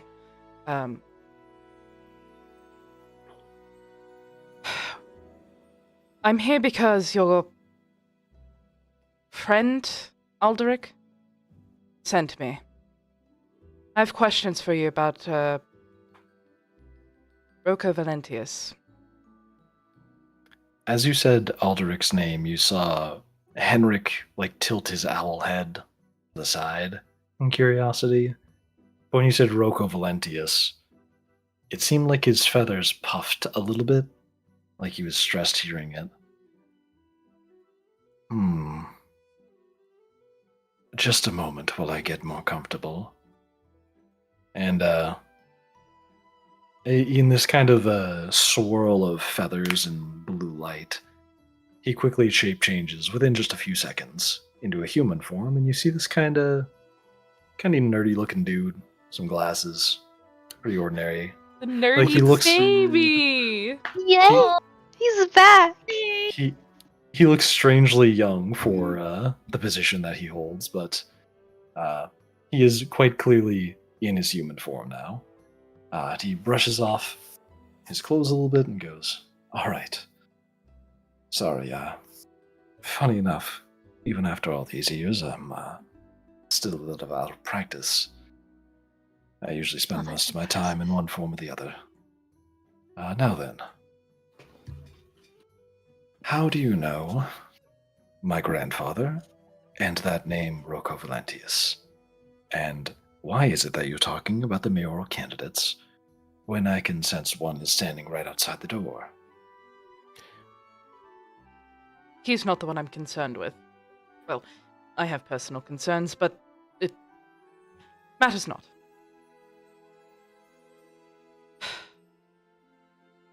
All Where should I right. start? Sorry, I may or may not have had just a little bit of wine. Well, how about we start with the strong card? She turns and looks at you. The what? Head first, into the ice water. Fine, you want me to go headfirst into the ice water? I'll go headfirst into the ice water. Several days before a fall festival in Cleodoris, which is where the church I am from is, a man came to confession, and confessed to me that he planned to unseat Alderic from... I can't even remember if he said throne or mayoral position. I don't care. Either way, he came to me, confessed several things, and through his confession I was able to obtain he was a lich. I found him a few days later at the fall festival, where he proved to me he was a lich and showed me that he had many, many bones. Acquired of the god of death, Moros. He has many of those bones. He has shown up a couple of times to taunt me in my efforts to try and figure out a way to kill him, because I have personal issues with liches. And it turns out he is also running for mayor against Alderic, Lionel, leader of the guard, and she points back towards the door, king of the Feywild. I want to kill him. When I tried to communicate with Alderic the first time, he told me, don't use magic to ask personal, private questions or something like that. And then he showed up at my church that exact same night and asked me, how do you know who Rocco Valentius is? And I told him. He confessed to me that he was a lich. So, here we are. Alderic told me about you, and I want to figure out how to kill him. And she's got this smile that's like, motherfucker, fine, I'll tell him everything. He has, every time you dropped a new bit of information, his eyes just seem to be getting wider. Yeah, And he bitch! reaches up and adjusts his glasses and goes, "Well, for starters, I think you've been drinking a bit too much Blessed Blue." Oh, did I Liquid get that right? confidence. Oh, sorry, that was a joke. It sometimes makes people a little bit more honest, but Well, seems wine you've been usually makes stressed me a as bit well. more honest. Yes, I'm quite stressed. I haven't slept properly in several weeks. You told me to dive right in, so I did. Right. Oh, where do I even begin? I suppose first, he is a mayor. He's not a king. Just technicalities, I suppose. Again, I do Second- not care for politics. When you mentioned the bones, did you maybe get a count of how many? Well, I didn't stand there and walk up to my god and count as many bones, but I can make a rough estimate. A human has...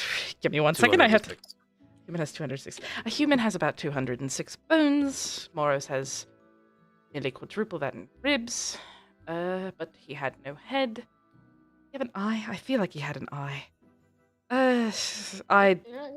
Over 100, less than 200. Probably somewhere in between 125 and 162, if I had to make an official guess. But again, I didn't walk through the veil and start counting. Oh, great. Then he's gotten even more powerful since I fought him. Well, not him. I fought one of his phylacteries quite a few years ago. Oh, right. Your grandfather, right? Grandfather? Am I assuming that Yeah. lineage correctly? Okay, wonderful. Yes, Yes. your grandfather told us that apparently he is related to a third of Pleiodorus, so I can't go just destroying phylacteries because that means committing a genocide. I'm not one for genocide. None of us. Well, yes, technically. So a third of his bloodline is part of Pleiodorus, yes. However, his bloodline is unusual. You see, throughout his lineage and all the time he's been alive, and it took me quite a bit of effort to get this info, including but not limited to fighting and killing him, while one of his half-orc descendants, or was he a full orc? Well, one that was related to him that he refused to transform into one of his phylacteries, watched along as we fought. And in doing so, I learned there are a few members of his bloodline that he is keeping closer, if that makes sense. Really, completely inside of his flesh, actually. It's like they're all sharing a body at the same time. Alice is visibly uncomfortable. Yeah, it's going to be kind of weird. Basically, once in a generation, he names somebody to be the most powerful member of that generation, and he absorbs them into a more permanent phylactery and makes them immortal. Oh, sorry. So I That's can... terrifying. Absolutely terrifying.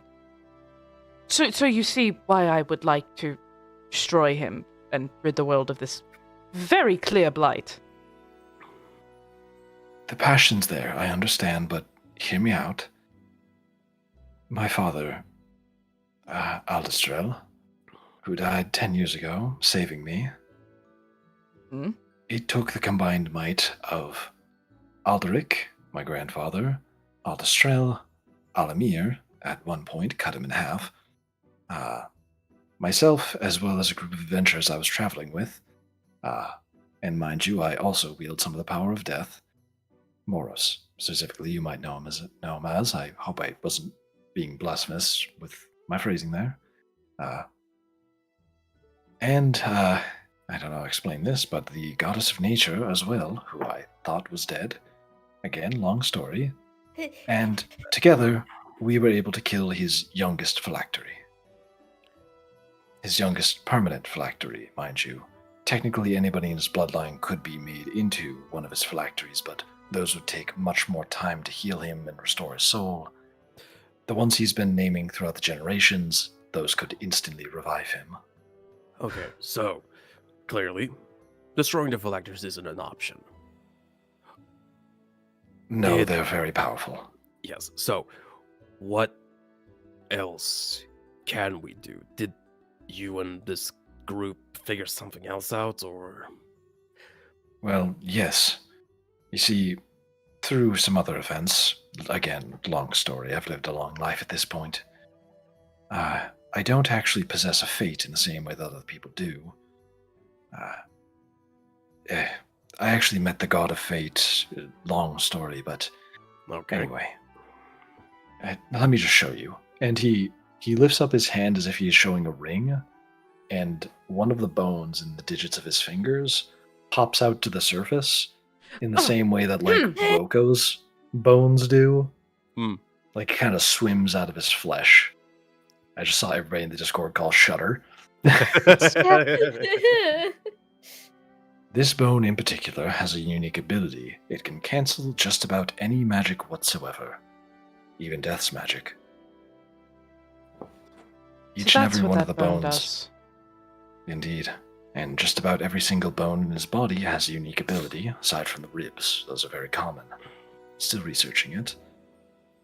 For example, I learned that the ulna of his forearm, the one underneath the pinky, I think I'm getting the anatomy right there, it somehow allows him to either teleport or perhaps stop time when it extends out of his body. It did get damaged, though, by the goddess of nature. And caused a large explosion, which Okay. nearly killed my grandfather. So that's what And me. happened. Yes, it wasn't exactly above board back in the day. He like looks uncomfortable and like scratches his neck. No, I just remember there being whispers of an explosion when I first came to Pleodorus. Never mind that. So, I knew the bones of Moros contained some sort of power. Thank you for confirming that. So, if Roko has an abhorrent a number of bones of Moros himself, he's nigh unstoppable. Yes, unfortunately, he is only really second to the god of death itself, especially considering he has most of the god of death's body. However, when I fought his phylactery, again, the youngest one, supposedly the weakest of his main phylacteries, it was a fight over this bone in particular. He can have the bones stolen from him, and in fact, he had to give them to his phylacteries to make them more powerful. Without those, they would just be strong sorcerers or phylacteries to a lich.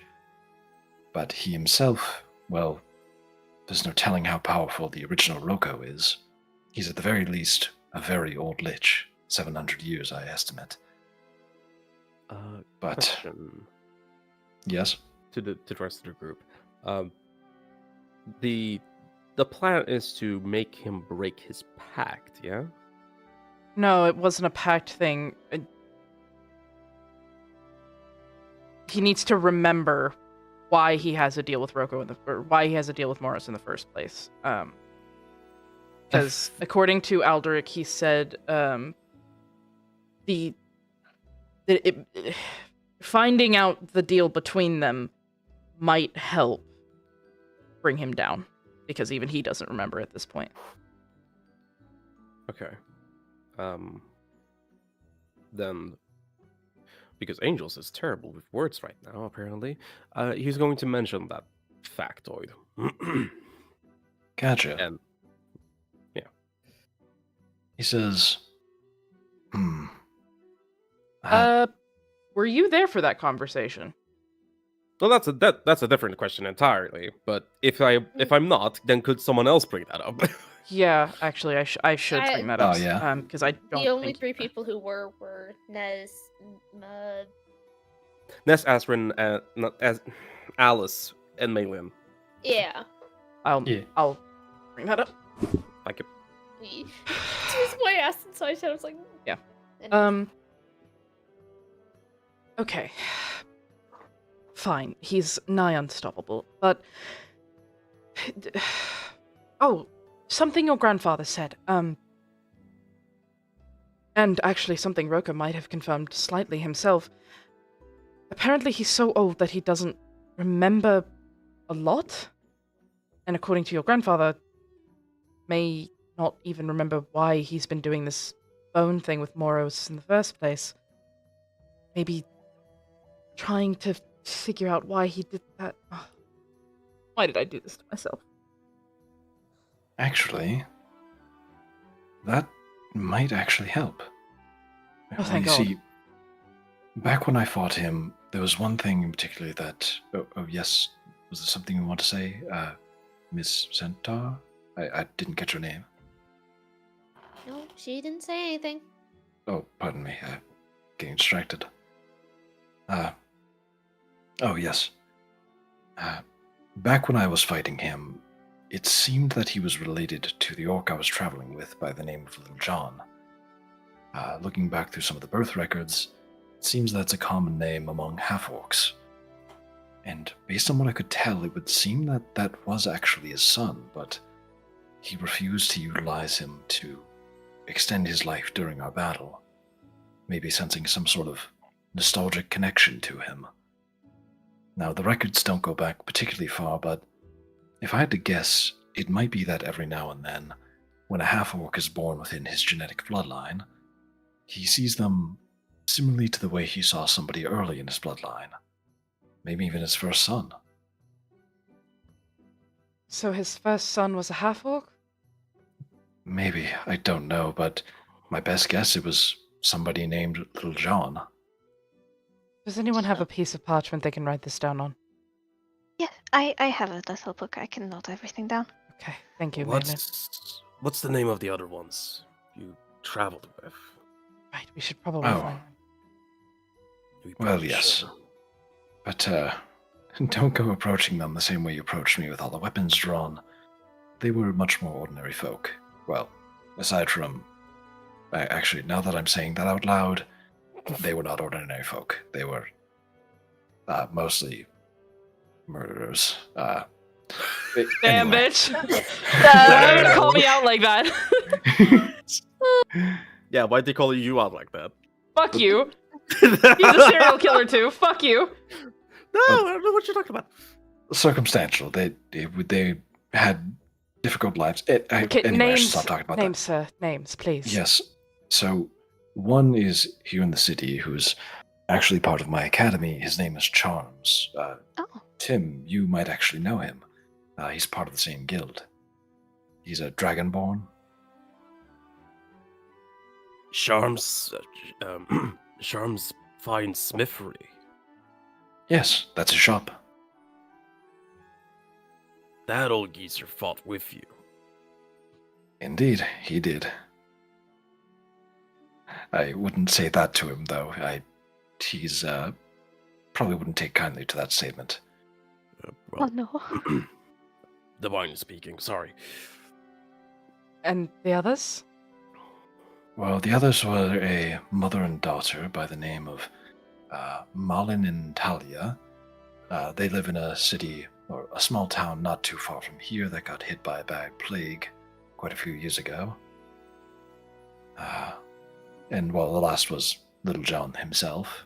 I'm going to be honest, I have no idea where he is. Pepper. Oh, thank you. And of course, Pepper, who, if I'm not mistaken, has already gone back to the Feywild. I didn't really keep in contact with her. So, our choices are to find an old geezer and a mother and daughter. mother, daughter. Which ones were the murderers, if I may ask? Well, he scratches his neck again. Oh, I'm be going to careful take that now. as a no, and I'm going to approach this with an open mind. Okay, all right. So, But do you mind telling us where the village is and also like where we can find the No, I know charming person? I know where Charms Fine Smithery is. Okay, that's okay. He tells you the location of the small village.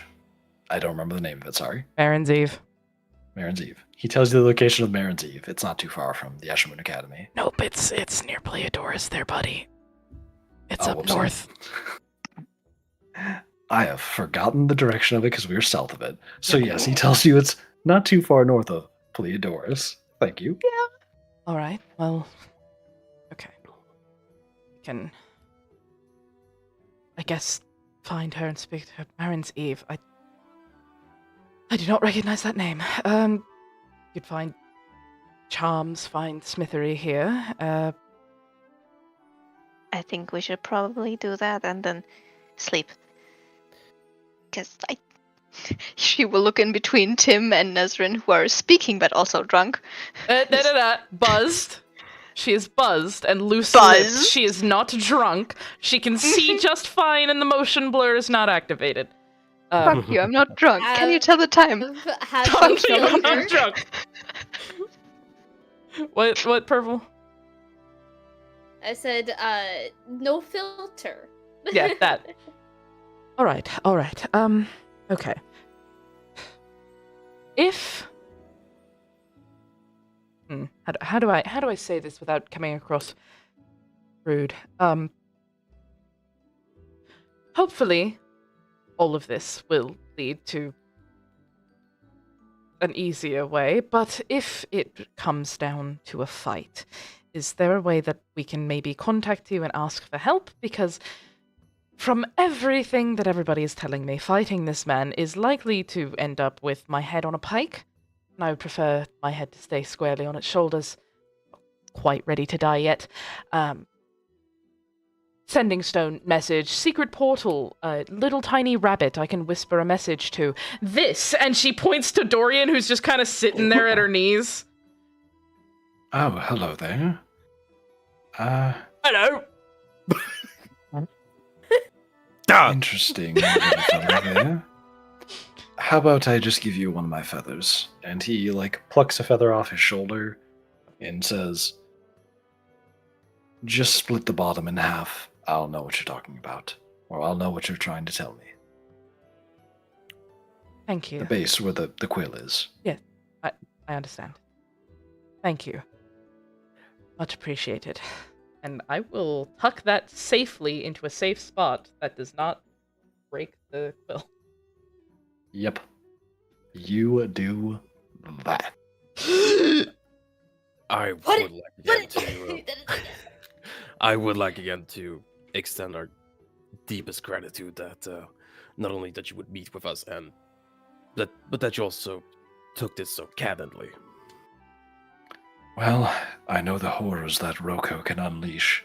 He was actually the cause of the damage to the Ajimon Academy a decade ago. His name is It's- Roko. Why is he connected to every... God, I hate liches. Sorry. I will compose myself. You'd be surprised how deep the spider webs of causality actually goes. I feel like I've been taking Indeed. crazy pills. Well, is there anything you'd like to talk about before we have Elric enter the room? No, Elric? Is that his name?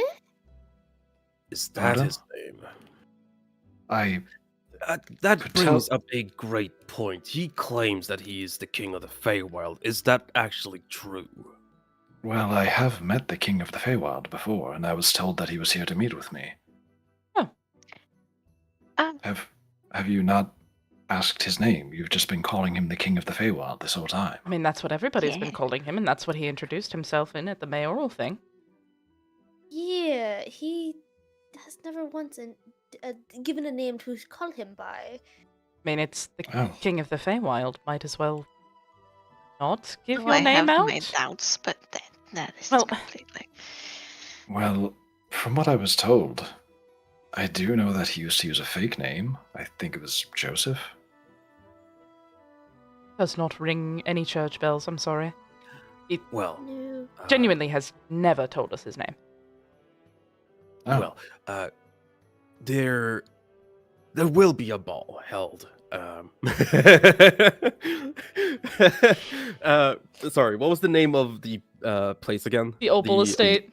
The Opal Estate. There will be a ball held at the Opal Estate, located in Pleodorus, right? Yep, Pleodorus. Yep, you're good. You got it. In Pleodorus, in the not so distant future. I'd like to formally, as the owner of the estate, extend an invite. Well, Though I am So unfortunately, the guest of honor has already been decided to be the king of the Feywild, or Eldrick, as you say. Ah, well, I'd be glad to join in. It's quite easy for me to travel great distances, especially with, he points up towards the ceiling, my secret weapon here. Well then, I'll be sure to send you a formal invite once the time actually comes. But I do not have anything else that needs discussed. And he looks around at everyone else. Oh, actually, I do. And she like reaches into her bag, looks a bit. I forgot that I had this, and she pulls out like a prayer book and flips to the back of it, where there's like an empty page of some hastily scrawled questions. When you fought Roko, were there any weaknesses that stood out? Fire damage, electric damage? Did he Piercing, pierce easily? Yeah, piercing, slashing? Well, it Crushing? seemed as if, well, aside from the fire breathing from my father and grandfather that melted his flesh into stone, but he got back up from that, so probably not that. Oh, there was the fact that Little John had an axe that supposedly could attack somebody's soul directly, that seemed to be able to damage him relatively consistently, or at least his phylactery. Should try and find that axe. Thank you. Also, it's worth noting, since this is about Roko and I have some personal vendettas with him, and he really should be stopped, the man is incredibly dangerous. It's worth noting, the ceiling above us, you see this? Light coming from it? Yes. Well, one of the secrets about this building is that isn't just a light fixture, that's actually, well, a fallen star. And What? Really? my father, he was using it as an entrance into the realm of consciousness. It's how he was able to travel through space. When he was called the Moon Chaser, he was quite literally capable of traveling through space. Oh my word, that is impressive amounts of magic. That is physics-defying amount of magic. Oh, okay. Oh, yes. I should not have drank. Oh my god, if we had more time, I would have so many questions for you. Yes, but my one request for all of you is, for any reason you think entering into the realm of consciousness, the dreams of all things in existence, might be able to find some new information, come to me, and I can help you explore it. That might Understood. actually be a good idea. Later, we'd probably have to get much, much closer, but... Oh, that might actually be... Yes, I will keep that in mind. Thank you. Realm of consciousness. One more question for you, if you don't mind. Sure. Although you have kind of answered it. I'm just going to ask anyway so I can write it down if you say it again. Did he say anything that stood out to you? Other than the Little John stuff, and she starts to, like, note it down. Son, Little John, half-orc. He scratches at his chin for a moment. Well, nothing in particular comes to mind. Although, perhaps Malin might remember things better. After all, she also had a... Malin, my bad. Names are close. Malin might remember things better. She had a rather personal encounter with Roko. Hey, I have a question. Once, just really quickly, she didn't... And Nesrid kind of, like, raises her eyebrows. Oh, no. I meant she got killed by him. Her daughter resurrected her. She was resurrected? Yes. An actual resurrection? Oh, I have to talk to her. Okay, alright. Alice, please. Sorry for interrupting you, darling. That's alright. What is the point of collecting the dead god's bones? Well, I've noticed they brought up, and it's like, why? Aside from the fact that it grants him immense amounts of power, after all, just this one bone allows me to block most magic that targets me. Well, it could be that originally he was tasked with trying to collect the body of the god of death, but that's just conjecture, and if that was his task, I can't imagine he would want to complete it. Then he wouldn't have a deal with the god now, would he? Perhaps he was being tasked with collecting the entire body, but could never find the last part. After all, it's known that Moros's head has been lost for, well, I don't even know how long. It's as old as mythology. You see Nezrin is furiously writing this down. She kind of like realizes how much space isn't on the page. Oh, well. Do you want my book? Yes, please. Take your book, copy everything down, put it back in. Might actually be a very, very well-known theory. Okay, Yeah. right, yes. Is it Essentially, world ending? it can be in the wrong hands, and right now they are very much in the wrong hands. Okay, thank you. Imagine having all of the powers of a god at your disposal. Oh boy. Exactly. We do not want this man in a seat of power in Pleodoris with all of the powers of a god that will essentially make him a god king, god mayor, god ruler. Either way, very bad. Okay, right. Thank you, sir, very much. Do you have a problem with sending spell, message spell, the ones that... Well, I can't really use message from that far away, but sending I might be able to. And she kind of like looks down at Dorian. He also might be able to deliver messages. If I'm not napping. If you're not napping. Do you have a problem with those spells? Because last time I didn't ask, I got chided, so... Oh, no, that's all right. You can use those whenever you'd like. Wonderful. Lovely, lovely. Okay. Right. Okay. We should probably go. Thank you very much for this. I have a question. Flowers has a question. Can I scruffle your feathers? No. Do it. Yes! His jaw just like hangs open for a moment, and he's like, no, thank you. Okay. Malin will pat his hand. You did very well asking him first.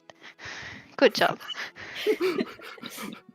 Thank God Timothy has advantage on deception checks. If you'd like, you can hold Dorian on the way back. He can walk. Right, well. Dorian, and please, for the greater good. We won't take more of your time. Thank you for meeting us. Thank you very much. I look forward to seeing you at the ball. And he bows as well. Nice. You do that. Malin will look confused and do like a little curtsy. Alice gives a head nod of like, you're not getting much out of my body with that. You could do like the little dressage bow that horses do. No, But that's too low. That's way too low now. Anyway. That's Alright. too low, and that's for special occasions. As we leave, I'm not gonna think about it. I'm just gonna be so enraptured in my notes, and I'm just gonna not hide behind Alice as we leave. Give me a perception check. I knew this was coming, but it's fine. Yeah, I did this on purpose. yeah. I did this on purpose. Perception check. I'm not gonna do guidance because I am absorbed in my notes and I wouldn't know, so... Nice. Oh, You did not Clean. need it. Oh, that was almost a 1. That was almost a 1. Oh, hold on. I need... Okay. I was really teetering on the one. It was really teetering on the 1, yeah. As you exit out the door and you see the King of the Feywild in your peripheral vision, one of your eyes does catch like a double take at you as he's kind of like smiling, looking prim and proper, and acknowledging everybody as they exit and looking at them. But he gives you like this quick little like double take, with his eyes, and you notice it. Shit. She realizes. Like, takes her hat out from under her arm, puts it back on, adjusts the veil a bit, keeps going. And he enters into the now open door behind all of you, and the door shuts again.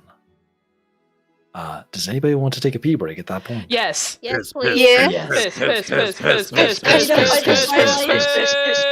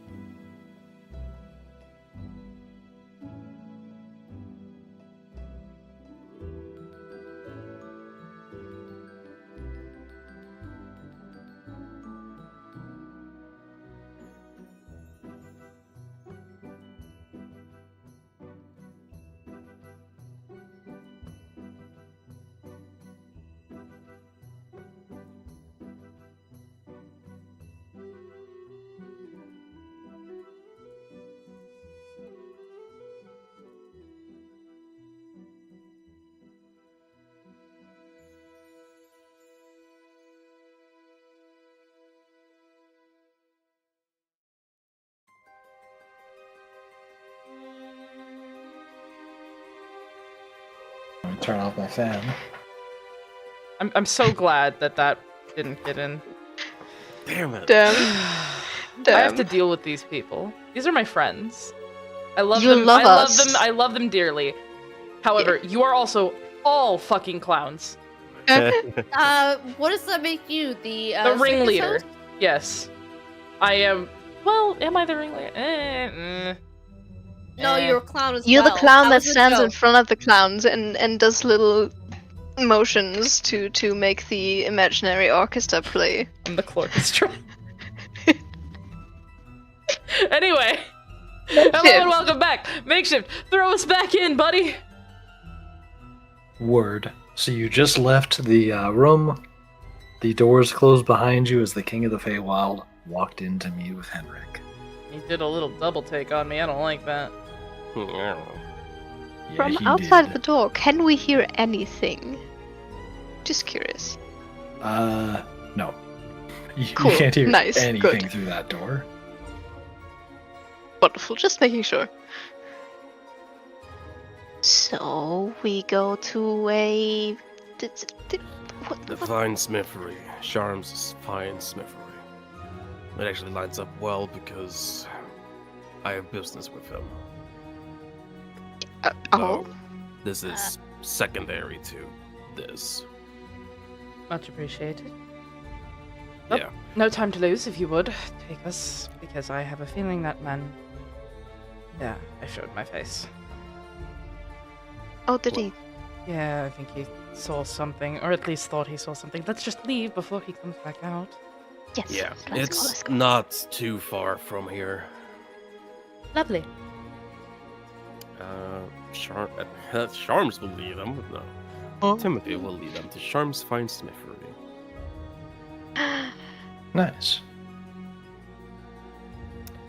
It's a pretty easy walk. Yeah, it takes only like 15, 20 minutes to get all the way there. Yeah. Lovely. It's not a far walk. And Charm's Fine Smithery is a two-story building. Though quite the oddity compared to the rest of Clear Doors, to the rest of the city. Instead of being marble and stone and things like that, it is actually cobblestone for the entirety of the first floor, leaving no entrance at all. And on top of it sits what looks to be a more wooden, rustic appearance, with stairs leading up. The upstairs have quite the amount of windows, letting in natural light. And sitting on a sign by the stairs, Charm's Fine Smithery. This is it. Quaint. Compared to the rest of it.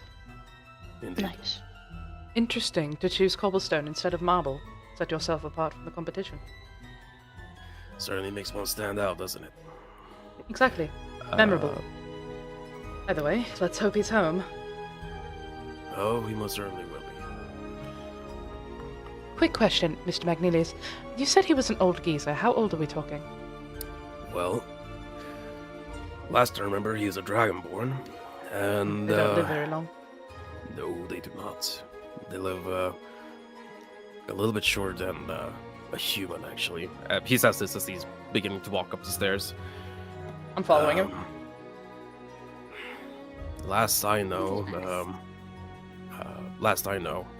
Dragonborns live to be about 82, 76, somewhere. And I'm pretty sure he just hit the 80 mark. Oh my. Yeah. So he like raises his eyebrows and opens his eyes like, Do you think he will need medical help? Will that convince him of? maybe. Who knows? Let's see. And he's going to. Timothy steps inside. And as we all step inside, right, guys? Yes, yes. Yeah. I guess, like. Inside is quite the collection of oddities. Anything from letter openers with very fine detailing to small metal birds flying at the rafters. Spread between all sorts of motherfucker.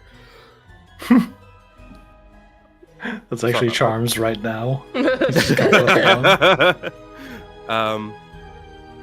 Spread between the oddities of mechanical birds to fine etchings, lines the glass cages, not glass cases, and shelves. Towards the back of the room stands a rather young man, not Dragonborn, pale blue skin, long hair tied back, just in simple clothes. A leather apron hangs behind him as he looks to all of you and says, "Hello, welcome to Sham's Fine Smithery. I'm Aiden. What can I do for you?" Mr. Magnelius, if you would. Hello, Aiden. Hello, Aiden. My name is Mr. Magnelius. I am part of the Merchants Guild, and I have a request of charms. Oh, well, no problems. Do you have a letter of recommendation, Mr. Magnelius? He shows him the letter, and after looking it over a few seconds, he turns to the door behind him, just opens it, and it doesn't lead to a back room, it just leads to a small closet-looking thing. And then he leans in and then shouts down, "Sir, you have guests?" And he closes the door, and a rattling sound comes alive from behind the door. He turns and looks at all of you and says, "He'll be up here in just a few seconds. Please do peruse while you wait." I will happily peruse. No. I'm going to look at the birds, Mhm. and knowing what birds do, because these are surely just birds, she will trill at them and try to communicate with her speech of the woods. Malin, darling. They aren't actually birds, ma'am. Oh, The metal. They are constructs made by Shams himself. oh, but they're You see that pretty. gear right there? Coming out of its spine? Well, let's have a spine. Either way, that's a gear. Uh-huh. Yes. Well, my bad. They're I mean, very convincing. You didn't offend anybody, I hope. I hope she didn't offend anybody. Do the birds? Oh, certainly not. Okay. It's quite a compliment for a construct to be, well, almost mistaken for its real-life counterpart. I see. But they're very pretty. He does amazing work, and the door opens up with a resounding from behind the door. Ouch. And out steps a slightly hunched over man, Dragonborn. You can see his yellow greenish scales haven't faded from their fragrant colors from his youth. And with each step, there's just the tiniest hint of a metal sound, like he's hitting something against the floor with each step. He's wearing a leather apron stained with soot and grease. Yes. What can I be of assistance for? Oh, Oh wow, that's one deep voice.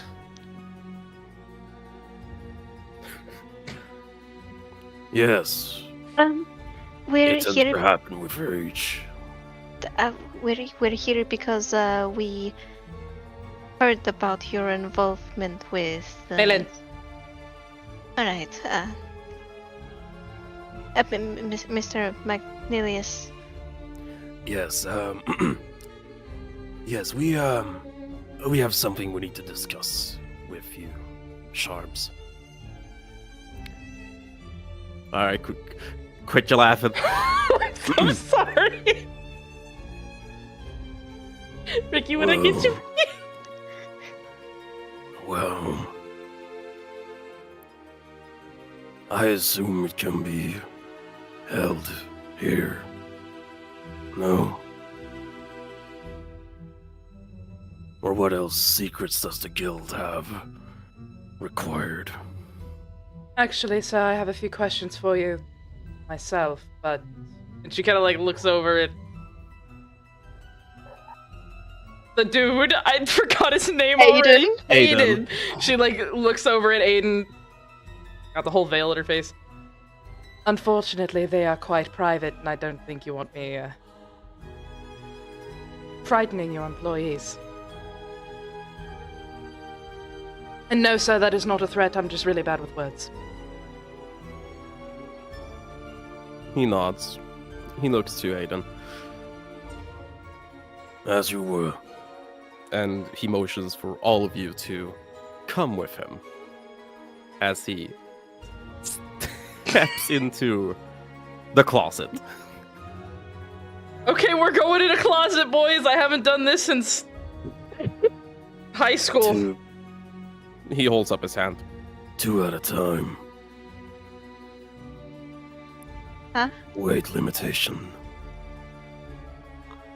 Dorian, if you would be so kind as to stay up here and keep an eye on the place. No, Hyena just kind of like bring looks that- up at her. You'll bring that thing with you, but Magnilius, And he points at Nesrin. you two first. Come now. Can I at least leave him outside? You'll bring that dog with you That's- later. Not a dog. Alright. And she'll approach Tim. He squints his eyes and then like reaches in to like a pocket on the leather apron and pulls out these glasses, round Fucking glasses. Old bastard. Then he looks at the dog. It's not a dog! Freaky dog.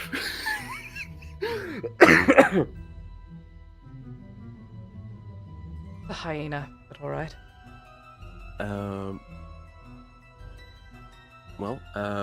Magdalenius steps in after Charms, and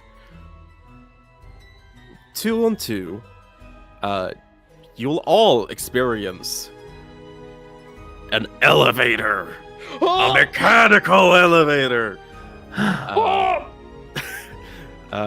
As we go down a single floor into his actual home. He'll lead everyone into his kitchen area, which is the epitome of rustic. Oh my lord. Exposed wooden beams, oiled wood, not a large table, not a lot of chairs. And I do think it's a hassle for Alice to get into the elevator. It was not designed for centaurs in mind.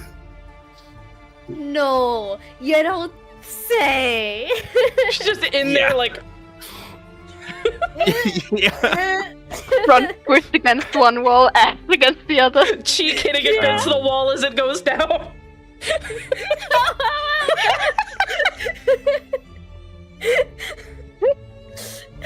Horse. Malin, I think you're gonna have to put something on there. Does anybody know enlarge reduce? Unfortunately not. tiny centaur. Hold on. I gotta see. Do I know Enlarge Reduce? Please. Oh my god. Does Charm though Enlarge Reduce? No, he doesn't. Hold on. I gotta filter this. Either way, clearly a girl's side there's going to be but like, can you put some ointment on there, please? He will get magic. I do! I can have it! Makeshift, can we retroactively say that I prepared Enlarge Reduce because it is a wizard spell?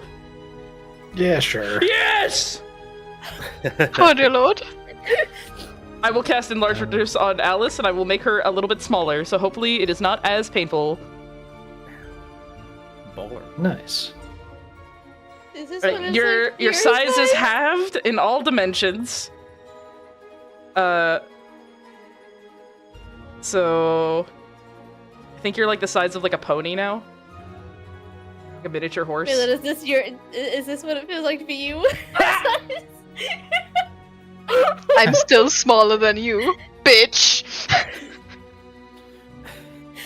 We're gonna level up on everybody. Anyways. Joke of the centaurs. Over, please. But as everyone gets seated, Sharms will sit down at the head of the table. He begins fixing with something at his leg, and you can see there's actually metal attached to it. Both his legs, actually. As he begins fucking with it, and he says, Well, you have me quite on the back foot. As you might already know, I'm Sharms the Gifted, or Im Korla in Draconic. What is your names? I know yours, Mr. Magdelius. and he looks to the rest of you. Oh, well, I'm just Malin. Yeah. You can call me Wayland.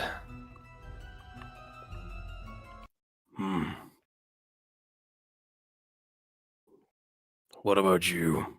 He looks to Flowers. That is Flowers. This one is pure. Not pure. Pre-cup.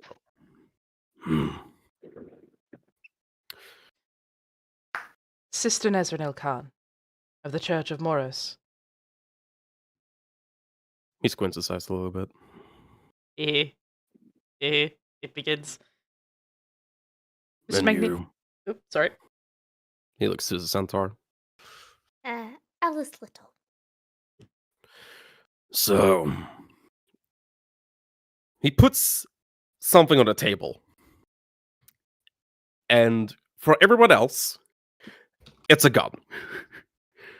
For you, it looks like well, I don't know what your characters would think it is. I'll leave that up to you. But Oh. he seems Huh.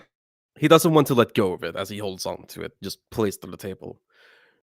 I would highly recommend against that, sir.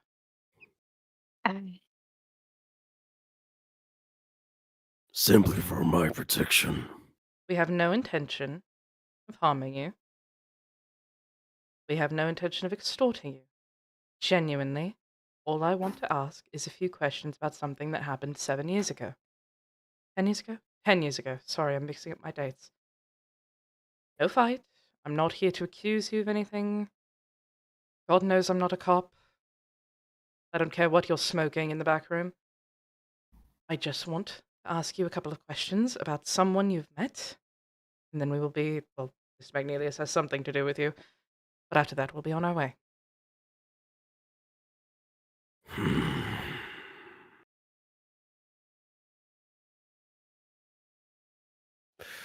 If it would help, I can put my weapon on the table as well. Wait, that's a weapon? It is Oh, Ah. what my kind own of design. weapon? Cool. Why? For the same reason everyone carries a dagger. I mean, I not just For want to- hunting? We're here to ask about Rocco. Ayland, He squints his eyes even more at that. Just because he has to focus on who's talking. fucking old bastard. He's like barely over the edge of the table. Yeah.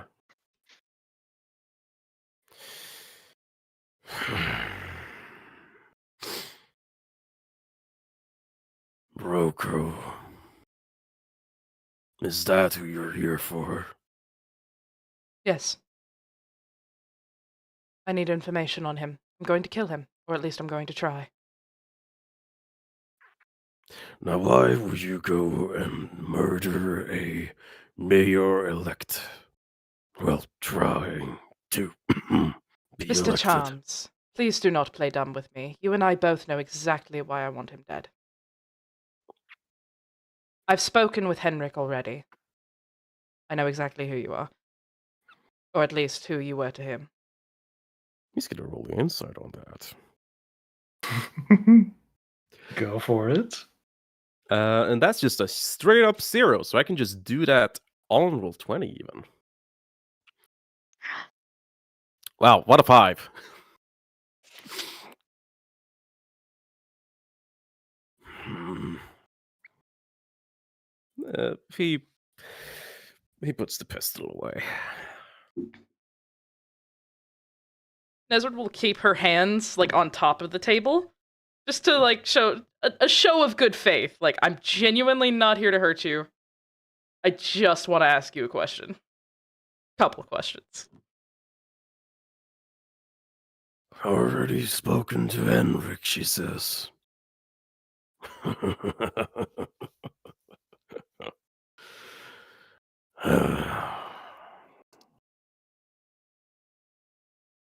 Well then.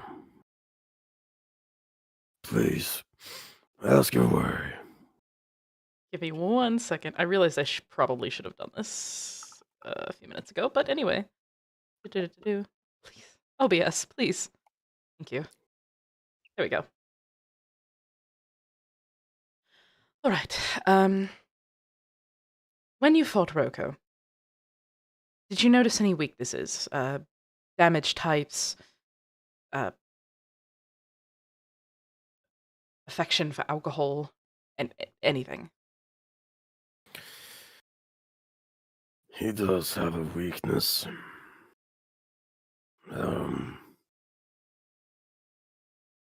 Where did I book Rick Shades again? He looks around the room for a bit. Someone with actually functioning knees.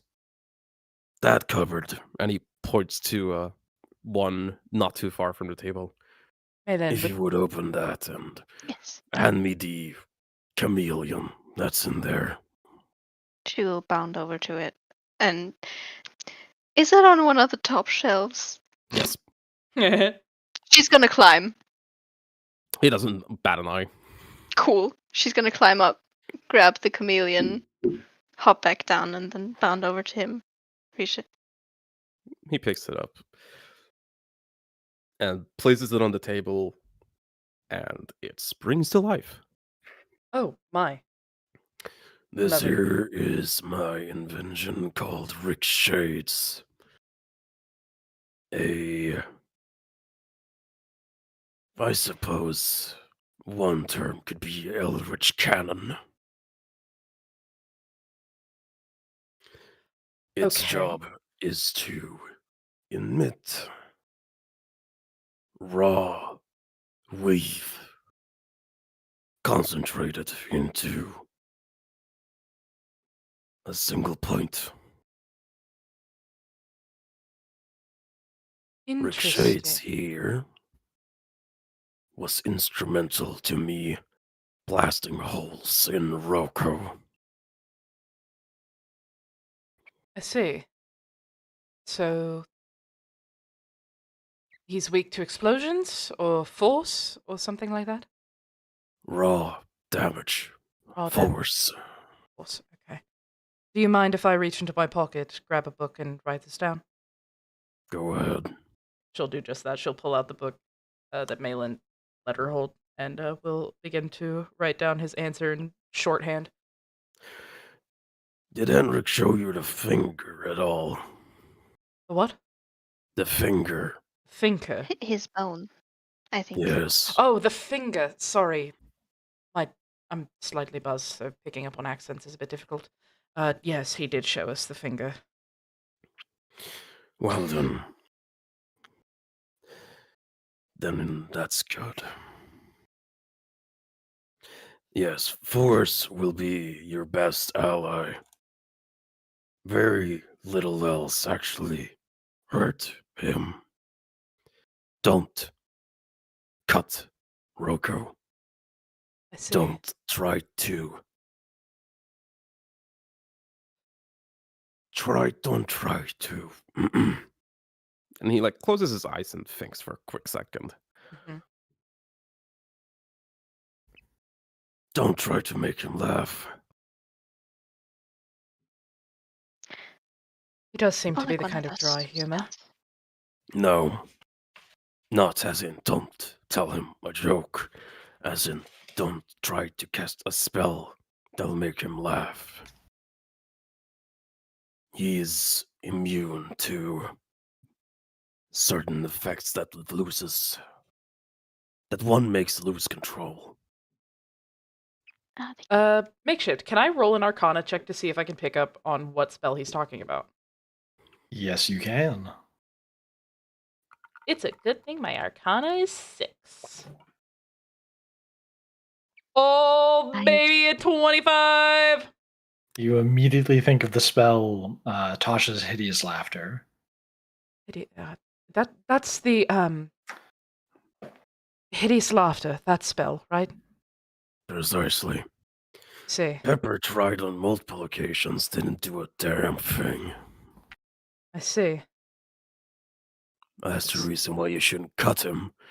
It's because the laughing will begin. The what? As in his body contains more than one voice.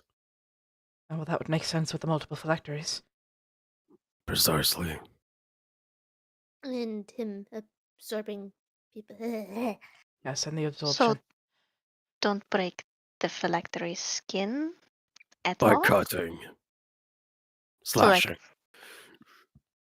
Also, that means my Okay. axe is useless. Thanks.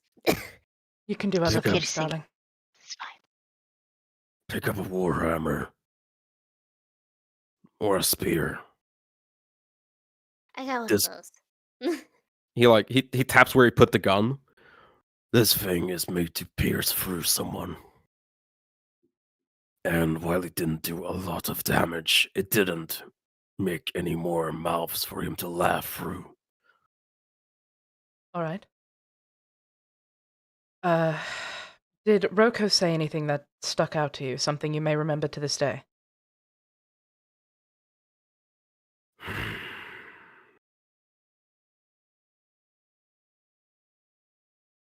He's tenacious. Once he sets his mind to something, he doesn't give up. We held on to that finger bone for quite a while. Yet we weren't given any rest.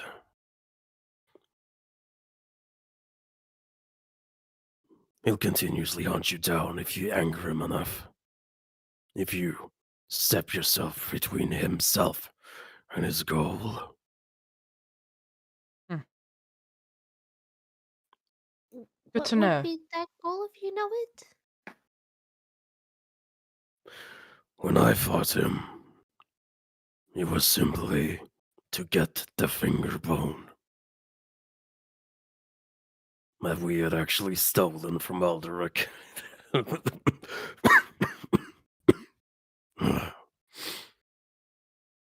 You mean Aldestrel, right? Yes, of course, Aldestrel. All right. The half-orc that you were traveling with, I believe Henrik called him Little John. Do you notice anything odd about him? Specifically in the way maybe Roko treated him? Any damage dealt to him by Roko? Anything like that? Little John was just a half-orc as far as I knew. Though, Little John exuded a school of magic that I did not recognize. Really? He's actually pretty much the opposite of a sorcerer. I see. Opposite of a sorcerer. That be? So just someone who fights with their fists? No, not in his way of fighting, though it was rather He looks to flowers. brutish. Little John, Little John's magical signature was the opposite of a sorcerer. Where a sorcerer has magic welling from within, following through their veins and blood. There was nothing with Little John. A void. Void. Nothing. It was smooth. It was warm. It was welcoming. Are you talking about his aura in the veil? Not veil. What the fuck? What's the D&D term for it? Weave. Weave. Thank you. I was brains on Dragon Age. Are you talking about his aura in the weave? He nods. I see. How it felt and how it looked is quite the opposites. Hmm. Other than that, Little John is related to Roko. Right. He had his memories. Something about a Valentina. Valentius? No, well, maybe. I don't know. Valentius is Roko's name. He had his memories of his family. She's like muttering to herself, like puts the tip of the quill she's writing with in her, right against upper lip. Okay. One last question. Henrik mentioned that he killed one of your party members. How did he do that? Was it just pure magic, stabbing? Might help.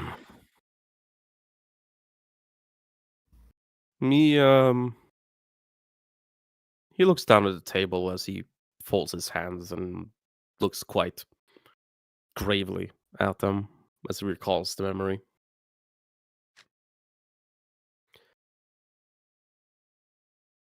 Roko is a powerful magician.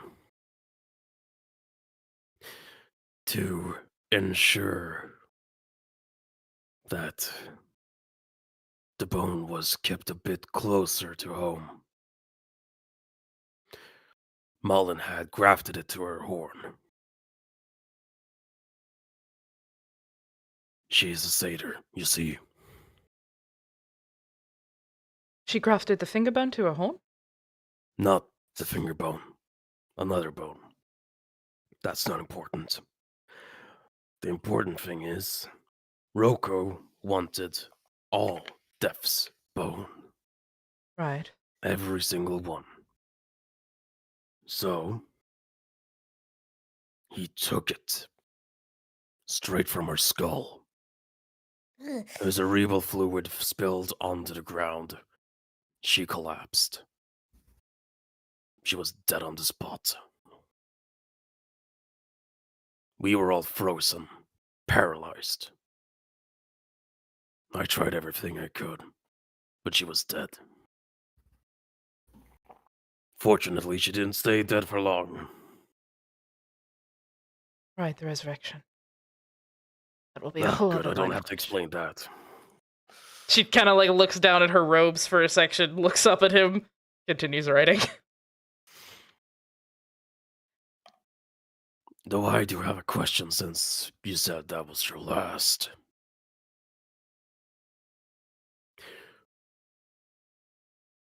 All right. Why is a member of Moros's church so vehemently going against Roko?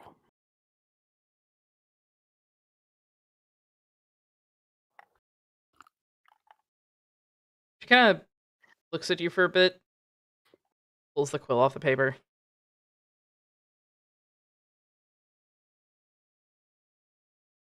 Death is inevitable, sir. Everything dies. Everyone will die at some point. There's only one constantly alive and living thing on this planet, and that is Verna. A lich defies that cycle. I have a personal vendetta against liches. If you do not mind, I will not be explaining it. But Rocco has also personally annoyed me before, since he is a lich and he has revealed himself to me. I plan to take him down.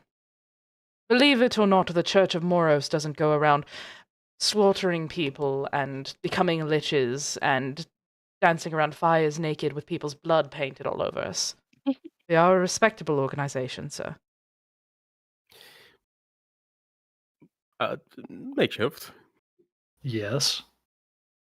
Correct me if I'm wrong, but didn't Charms meet like the fucking what was her name? The silent chick that was with us for so long. Oh, Oh, Laverton. Laverton. Yes, he Verna. did meet her. And didn't they say that she was god of nature or something? God Or of was nature and that- then goddess of instinct. Yeah. Yes, that was something the So- party figured out. So Charms looks at Nestor and says, Don't you mean Everton? May I roll a religion check? Yes, you can. Can I convince you to give it to me with advantage because I have literally been in the Church of Life? Yeah, sure. Yes! Oh, expertise, my beloved, with a +9. Oof. Oh, I only rolled 1. Hold on. That's... My Oh no, bad! you Oh, Lord. only had a 14. 21, baby! Jesus. You realize he might be onto something with that because, based on the reading you've done, there's a few little inconsistencies. Like, the story of Averna is a bit iffy and hazy, kind of like how modern day, like, Norse, like, we don't really know too much about it. There is plenty of scholars. Wait, one more time. What was the question you're asking? He asked if Don't you Nezrin mean meant Laverton? Laverton. yeah. Mhm. I'm trying to see if I could... I know she meant Iverna. I want to know why he thinks I meant Laverton. Like, do people think Laverton is the god of life? Do I know who Laverton is? Not the, like, specific story, obviously, but, like, Oh, do I okay. know the difference between nature and life? Yes, you do know that those are supposed to be two separate gods. Okay. However, it's unclear if the name Laverton was the name of the goddess of life or the goddess of nature. But you think it could be the name of the goddess of nature, although it's a little muddied with like another individual in history. Well, you know what? I'm going to be confident and assume confidence. No, sir. Iverna, the goddess of life. I believe Laverton is the goddess of nature. And instinct. And instinct. Hmm. And Well, as I've seen from stories from where I come from, gods can die, sir. My point stands.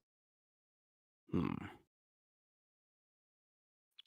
Is that all of your questions? Because you brought up something that I'd like to circle back to just for a second.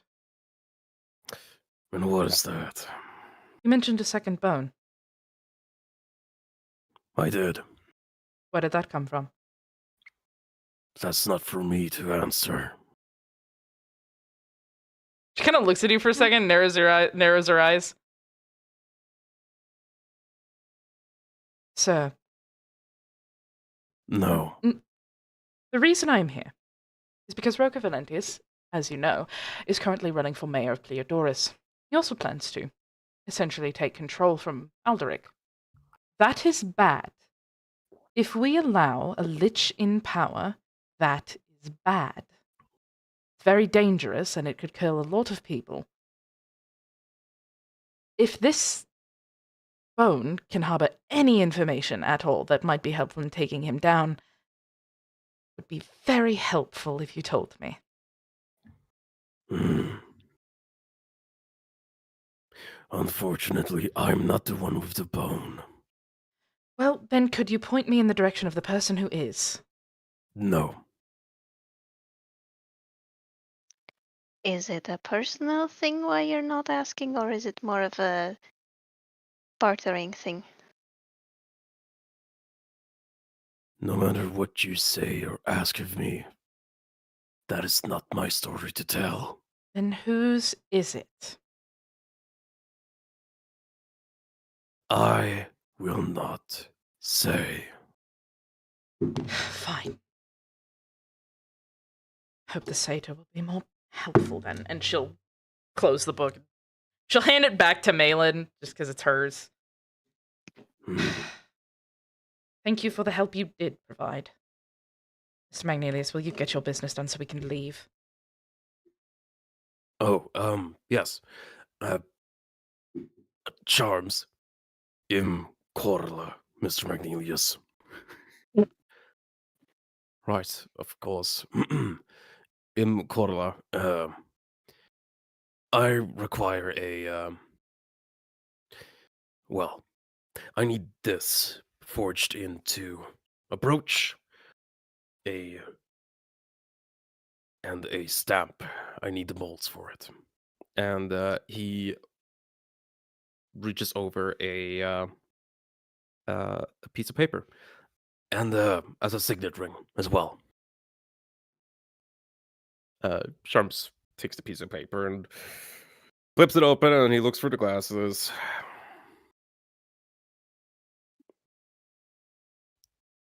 That can be arranged. Where should I send it? The Opal Estate. The Opal Estate. Shut the fuck up. Didn't say anything. I'm See not you doing guys. anything. You guys are on camera. Right. Well, I'll get it done. Send the money for the guild, if you would. And he takes the paper. Any other questions? Can you get fucked? No, I'm kidding. I don't say that. If you Alice. have any information that you decide would be helpful towards taking down a lich, you can send it to the Pleodorus Church of Moros. They'll know how to contact me. He is a magic caster. Through and through. Though, don't be surprised when you get up in his face with a maul or a spear. That'll hit you back. They will hit back? He will hit back. Oh, he will hit back, okay. He ain't no slouch. He ain't no pushover. I didn't expect it. But thank you. And thank you for your help. And Nesrin will stand and make her way towards the elevator. You Two do at a that. time. You do that two at a time. Okay, gotta do it twice. He said it twice. How long does enlarge reduce last again? Like a fuck. minute. Yeah, it's like a minute. She poofs Oh, back no. she poofs back into normal horse mode like this. I have to cast it again just to get her out. Please. Yeah, I'll do it. Don't Mister- worry. I got you. In Corla. Corla, right? The gifted charms. Well, thank you for the information. I know that I'm I'm not supposed to say anything, and she will look over at Tim and Nezrin. But You've already spilled your cards. have I? Hush. Not you. Look around. Her. Oh. I mean, no. Ask her a question. It's not really a question. It's more of an offer, since you seem to be having trouble with your leg, and we did take up your time. I have some ointment. He smiles.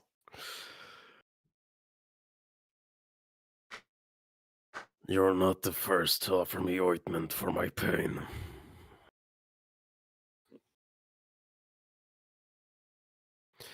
I do not require it. But I Okay, thank you just- for the offer. Yeah, no worries. No worries. She will stalk over to the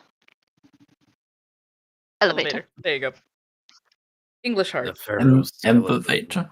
The pharaoh Elevator. skeleton serves its purpose well enough. Fucking what? Say that again. What? The pharaoh's skeleton serves its purpose enough. I don't know what that means, but okay. Pharaoh's is iron.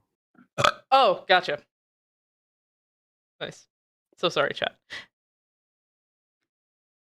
I think we're done. Are we done? Yeah. Okay. Makeshift. Nice. You have to be DM again. Alrighty then. I was gonna say this is like the easiest session I've ever run. Oh, just wait till you have to talk to Malin. I'm gonna have to be doing my several throat voices. is fucked. Drink some And now- water. Good thing I wasn't in that campaign. Yeah, same. Don't have to play two characters. And now, the day is coming to an end. You can either follow up on just staying in that place overnight. That's The Tealing Dove. yeah. Feeling You can stay in the Tealing Dove overnight, or you can just actually I'll say We're it's staying gotten in late that enough fucking- that No. We're Yeah. staying in that thing. the Nezra needs portal's rest. closed. We need girls' night. Yes. We don't have to Right. role play it, but we need girls' night. Oh, trust me, it's gonna get written though. Yeah. Bet your sweet ass it is. Yeah. Look at that sweet. Girls' night. Anyway, Okay. so you all head back to the Tealing Dove to have a nice night of rest while the portal is closed for the night. Mm-hmm. Hell And do you guys want to end the session there? Anything you want to I do think- before the end of the session? I think that's a really good spot to end it. Let's That's a please end the session. Let Oh my voice lord. Word. All Sir, right. you've done it to yourself. All Hey, right. Both of those. Charms was gravelly. Now he's old. He needs to be gravelier. Cleverly. River. Oh Yes. god. Yeah. Oh my lord. Rawr. Well, thank you guys so much for coming to. Shut up! Thank you guys so much for coming to Untold Realms, City of Breath and Bone. We are gonna be back next week, right? Yes. Yes. Okay. I'm looking at all Yeah. of you. We will be back next week. Same time, same place. Yasha, are we on for Tuesday? Yeah, Okay. pretty sure we Just might be Making sure. like half an hour late or something. Yeah, but that's fine. We will be back for next week on Saturday, same time, same place, and we'll be here for Tuesday for the reclamation. I'm a little buzzed. I'm so sorry. We will be here on Tuesday for the reclamation, 6:30 p.m. Central European time. It's gonna be very fun. Smiles. Shield your shit, people. And just put it here on YouTube.com. Find me under Untold Realms. Yeah. I She do does art. commissions. yeah, should depend on Twitch and Twitter and Blue Sky. Purple Rose, either VA or audio, on Twitch, YouTube, both X and Blue Sky, although mainly Blue Sky now. And then there's me, this bitch. I got shit on YouTube. Please go watch it. It's very good. Third part should be coming out very shortly. My birthday soon. If you want to buy me a gift, I'll open it live on stream. It's on my throne. Smiles. We get to touch it. Hell yeah. Yeah, they're Oh gonna yeah, get and to I've touch my also hand. I've recorded the first version, like the rough draft of that one video I kept mentioning. So I I got it. am actually working on it. I gotta check that. Also, don't Yeah. forget, fucking what's it called? Brian, What? Vita Mortem. Vita Mortem. There we go. Yes, you already. Yeah, Yeah. we got it, buddy. Thank you. Your help is appreciated. You're appreciated. All right, but it is indeed time to say goodnight, so some of these fucks can go to bed. So we will say adieu. Goodbye. Good night.